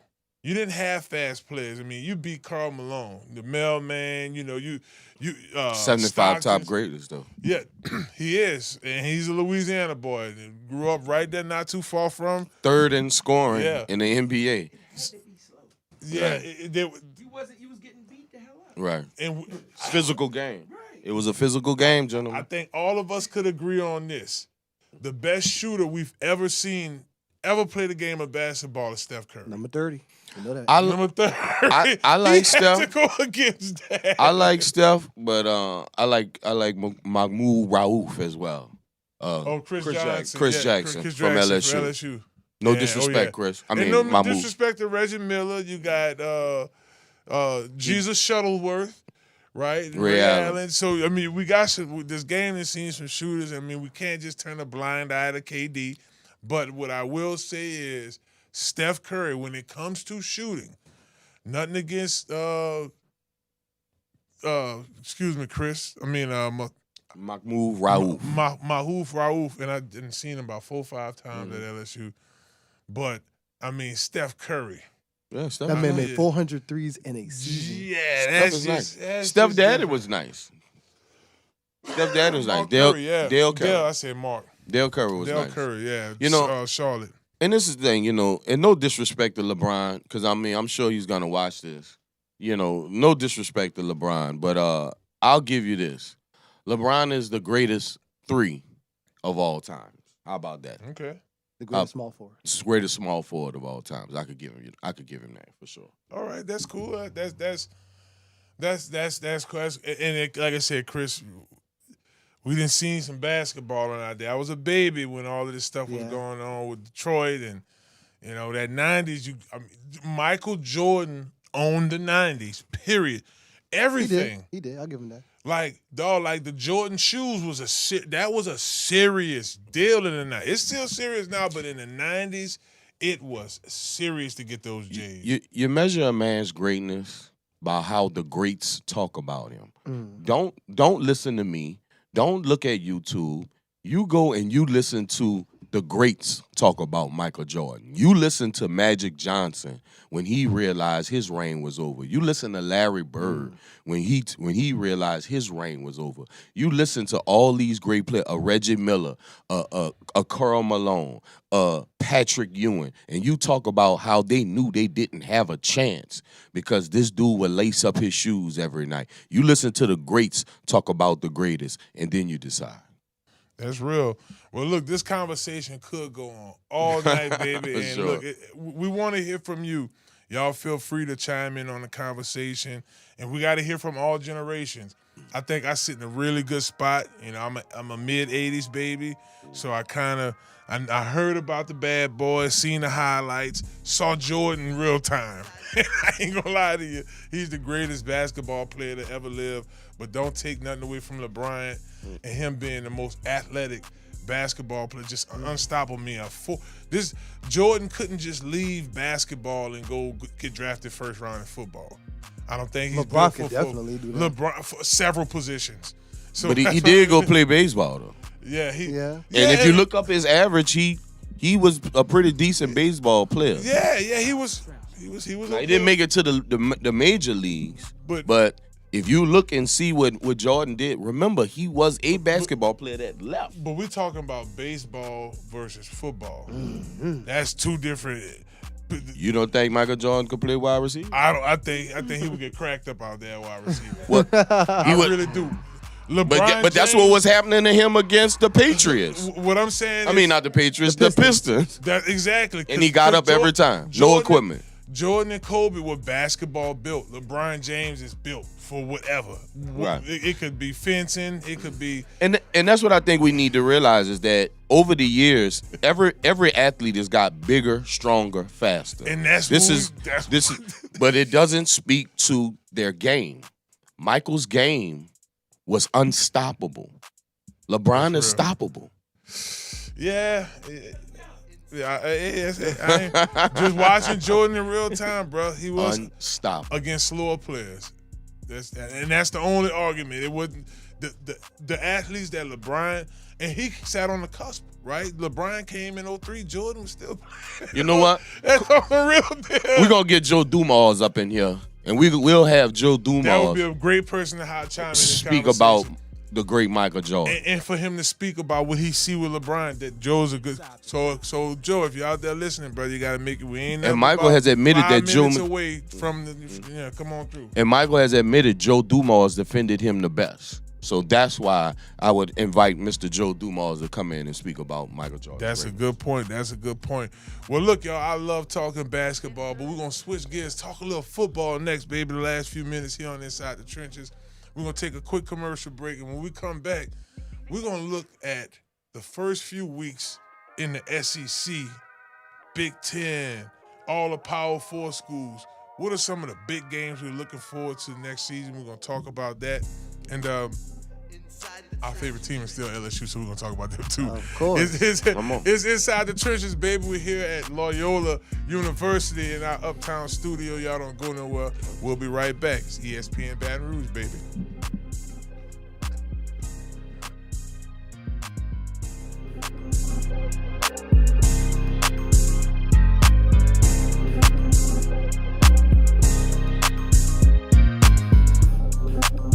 Inside the Trenches.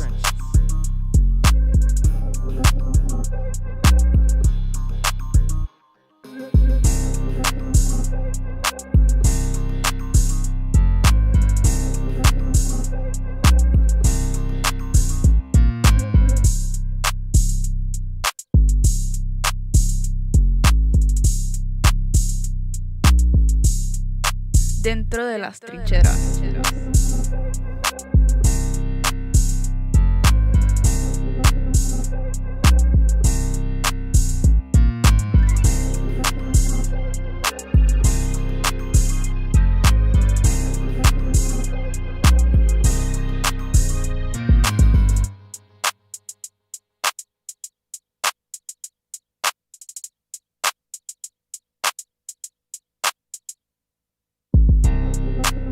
Inside the trenches.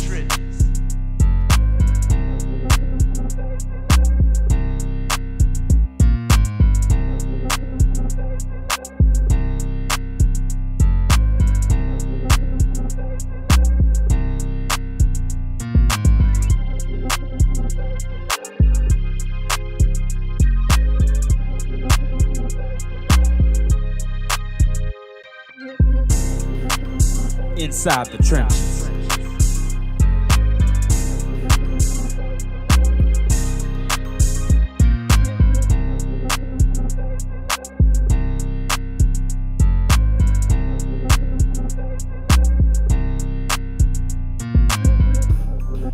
Dentro de las trincheras.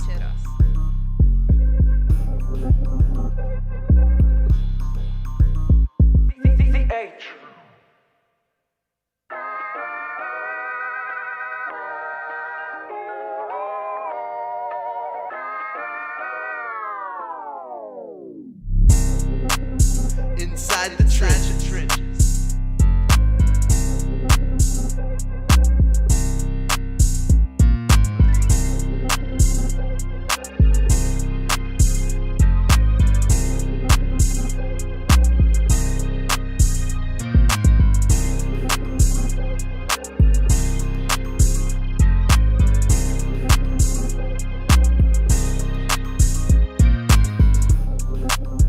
Inside the trenches.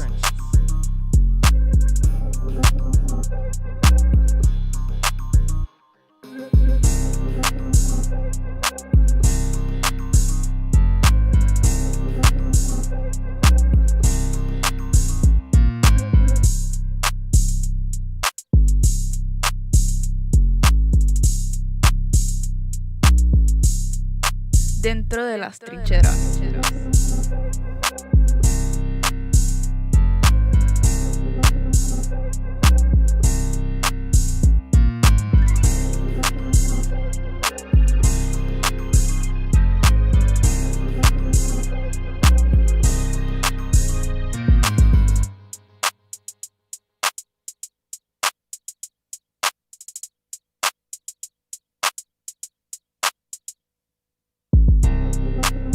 Inside the trenches.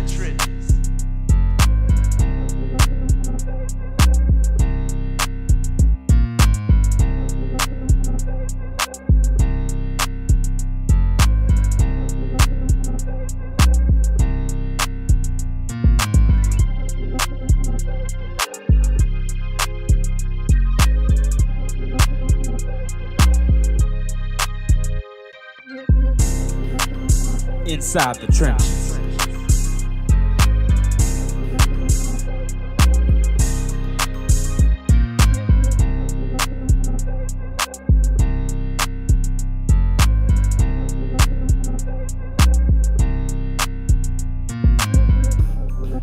Dentro de las trincheras.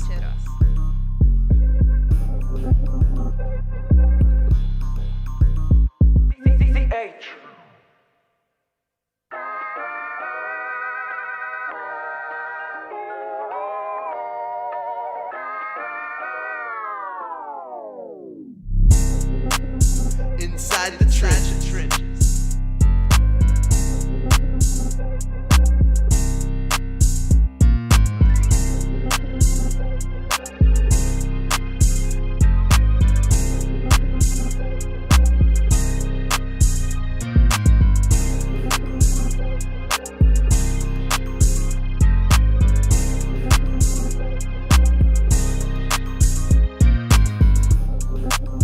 Inside the trenches.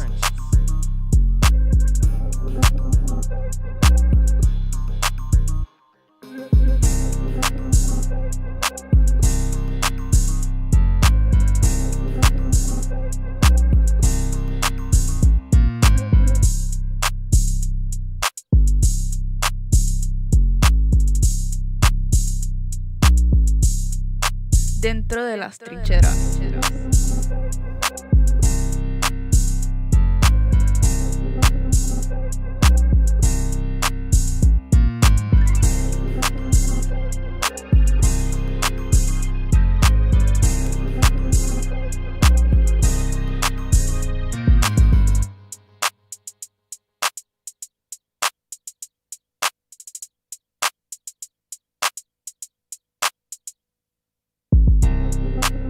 Inside the trenches.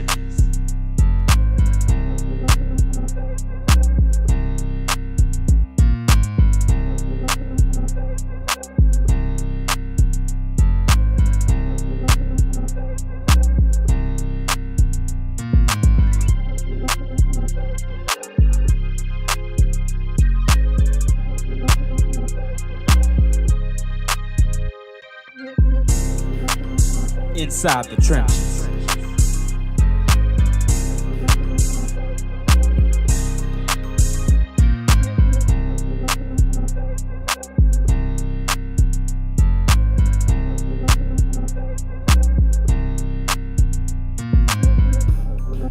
Dentro de las trincheras.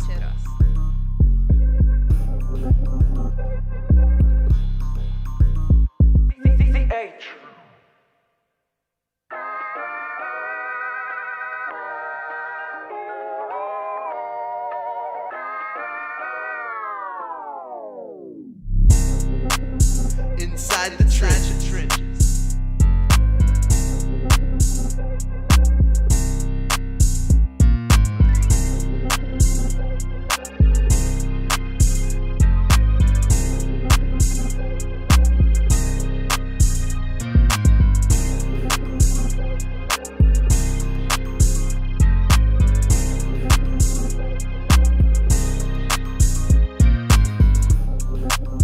Inside the trenches.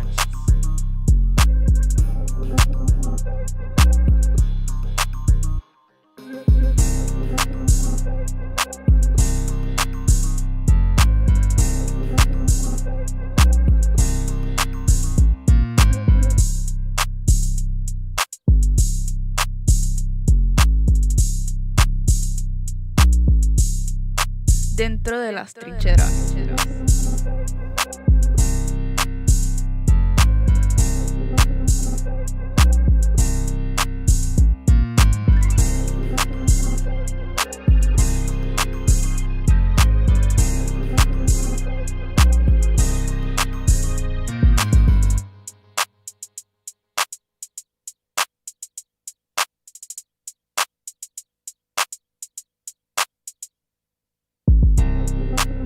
Inside the trenches.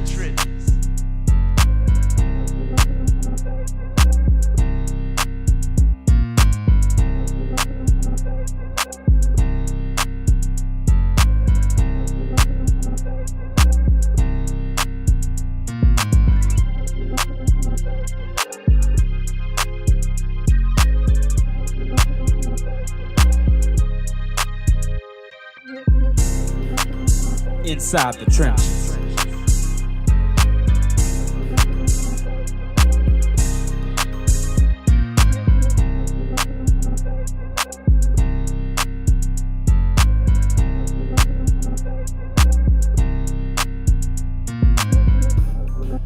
Dentro de las trincheras.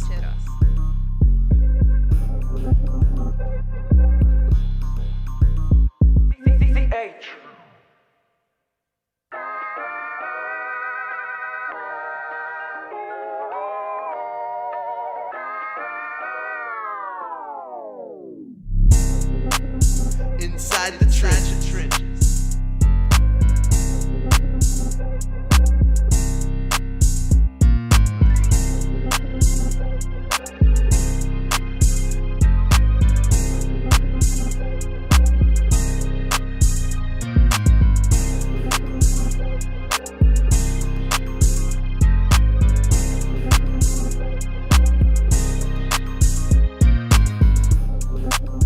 Inside the trenches.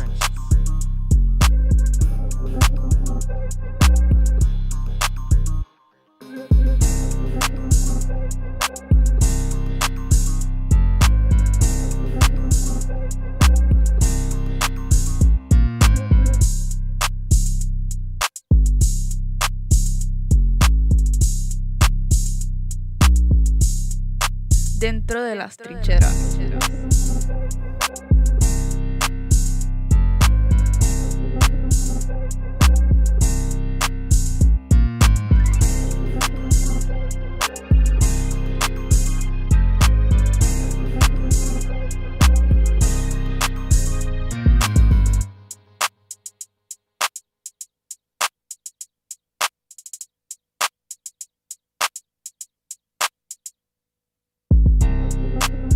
Inside the trenches.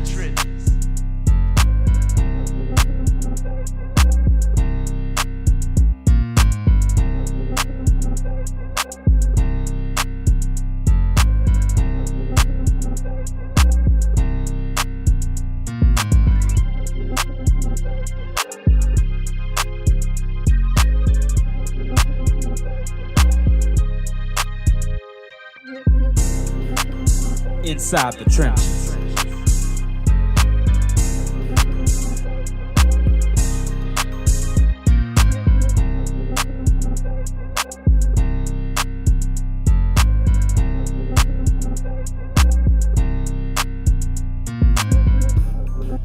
Dentro de las trincheras.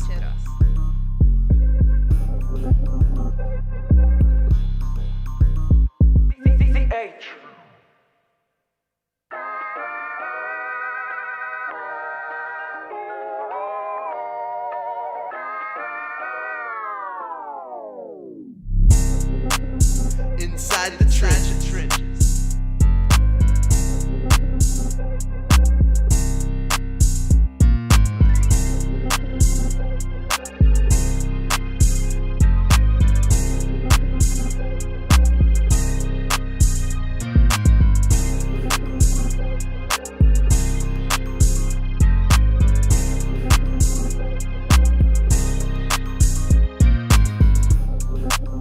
Inside the trenches.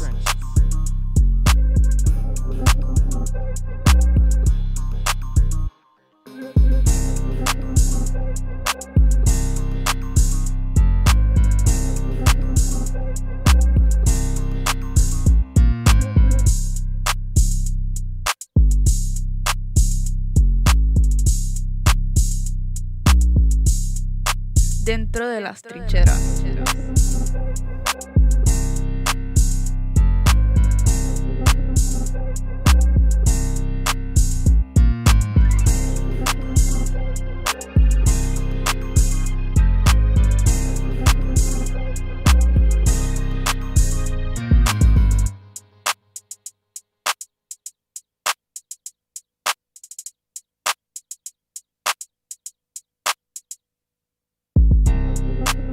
Inside the trenches.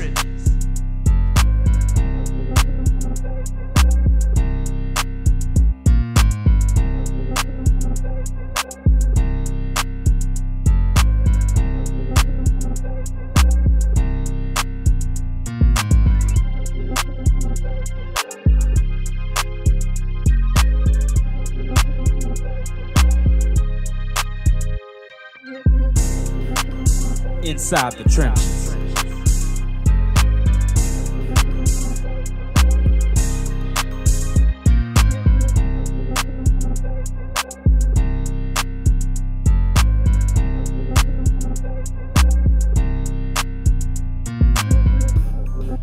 Dentro de las trincheras.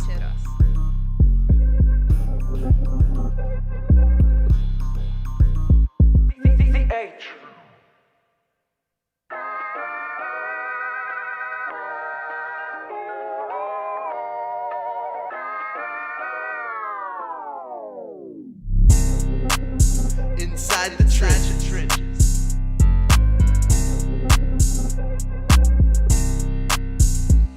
Well, hello, somebody. We're here to wrap things up here on Inside the Trenches. We want to take this time to thank all of our sponsors for the show. Big ups to Gordan, McKernan Injury Attorneys. Big shout out to Health Nut System, and a big shout out to Conquer Sports Pros, Eugene's and Associates as well for sponsoring today's segment. And Jack Hutton, baby. We got the Jack Hutton shades on, me and CL. For sure. Big ups to Jack Hutton for hooking all of our graduates up with a 25% off of their glasses. Well, look, before we wrap the show up, real quick here, I want to do a rapid-fire closeout segment with my co-hosts, and just want to see where their heads are at with these particular questions. All right, CL, I need it right now. Give me a Saints record prediction for the 2026 season. 12-6. Oh, that's a big-time season right there. What you say, Chris? Floor 8-9, ceiling like 11-6, 12-5. I'm gonna just go with a flat-out record. I'm gonna go ahead and say 10-7. That's a real. I think that's fair for the Saints this year. I think that's big for Shuck. Even so, quick question for y'all too. What record gives Shuck all right, we have our franchise quarterback? Over 10 wins. Same thing with you? Same, man. I think the same thing too, over 10 wins, and I think he gets it. The reason why I say that, gentlemen, is because no one's going to see us coming. Okay. I like that. All right. Next question. NBA Finals prediction. Who wins the NBA Finals? The New York Knicks, baby. Oh, so you saying they bringing it back to New York? So New York about to be on it popping. What you telling me? It's gonna be crazy. It's gonna be a crazy summer. Call the police, because it's going down on the island called Manhattan. Oh man! Now you talk to me, Chris. What you got there? Spurs in 6. I'm taking the Spurs in 6 too, bro. I just feel like Wembanyama is the future of basketball, and I think he's going to show it and get his first NBA final. Okay, college football playoff predictions. Okay, we know that it's going to be, they're fighting for 16 teams. Here they're trying to ruffle feathers and remove the conference championships from the SEC and Big Ten and all that and go 24 teams, which I think is crazy. I think 16 is fine. But I want you to give me, start with you first, the top 4 teams next season. Top 4 teams? Yeah, when it's all said and done, when we start looking at the college football playoffs in the top 4 teams that they mentioned. I'm going to give you conference winners. Okay. Winners from each conference. ACC, give me Miami. Oh, okay. SEC, believe it or not, I probably would say LSU number 2. I'll put Georgia number 1. Okay. Let's see what we have. Big Ten, give me either Ohio State or Oregon. And Big 12, let's do. I forgot about Texas, but that's for another time. See, that's what it gets you though. Yeah, that's why I say you yeah. gotta pick who you think gonna be the top 4. I'm gonna replace Texas and take Georgia out of there, and then Big 12, I'm gonna probably say Texas Tech. Okay. What you say, CL? Give me the top 4 teams next season. I have no idea, gentlemen. That's a good answer. It's free agency Yeah, in college football nowadays. I have no idea. All right, I'm gonna just go ahead and I'm gonna say that LSU. I'm just gonna pick them off. GP better believe it. I think Ohio State's in the conversation next year. I think Georgia's in the conversation next year, and Miami. Those 4 teams are gonna be top 4 teams. That's just me throwing that out there. All right, Heisman favorite.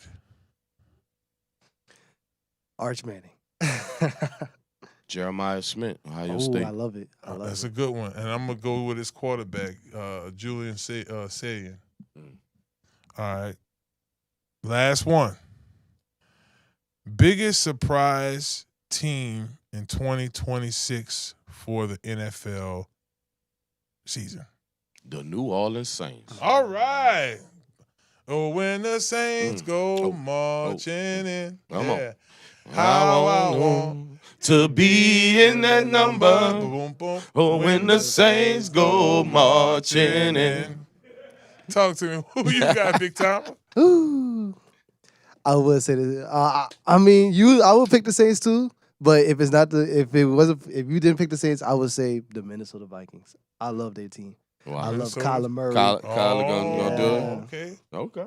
I'm not mad at that one. That makes sense. That make a lot of sense right They there. still have a great defense. Brian Flores. Is Kevin O'Connell. Harris gonna play another year? Safety, hitman, 22, free safety. He's gonna play again. I believe Okay. so. All right, so let's go ahead and raise the roof for all the hate for this next one I'm about to say. But I think the biggest surprise team, I'm talking about deep in the playoff surprise, is the Dallas Cowboys, baby. Yes, indeed, they drafted well. I mean, look at Caleb Downs.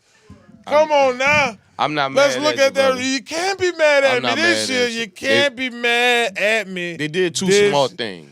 Talk to me. They got Pickens under contract. They brought Williams back, the running back, to help Dak out. Dak is a phenomenal quarterback.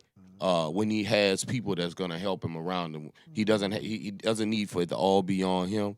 I just question the defense. I still think they kind of light in the tookish up the middle, but we'll see. We'll see.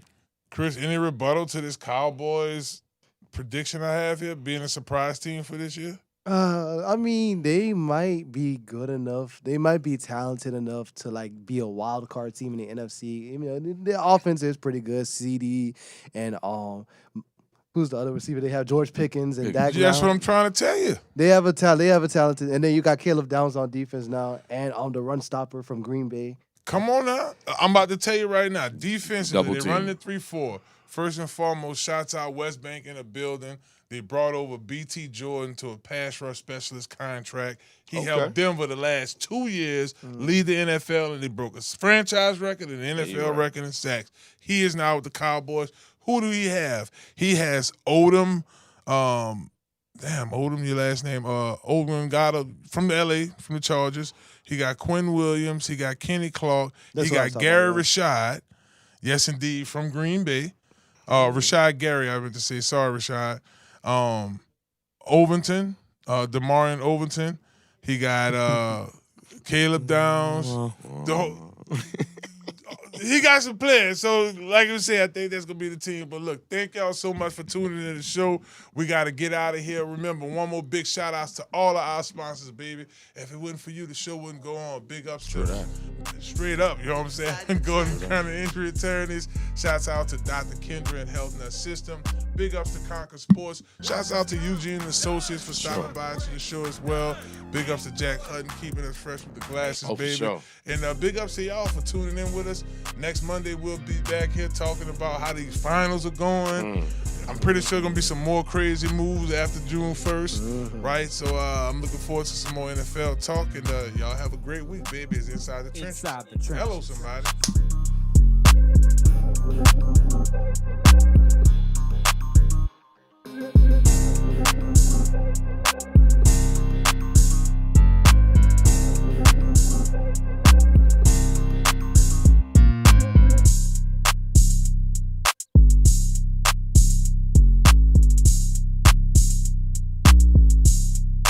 Dentro de las trincheras.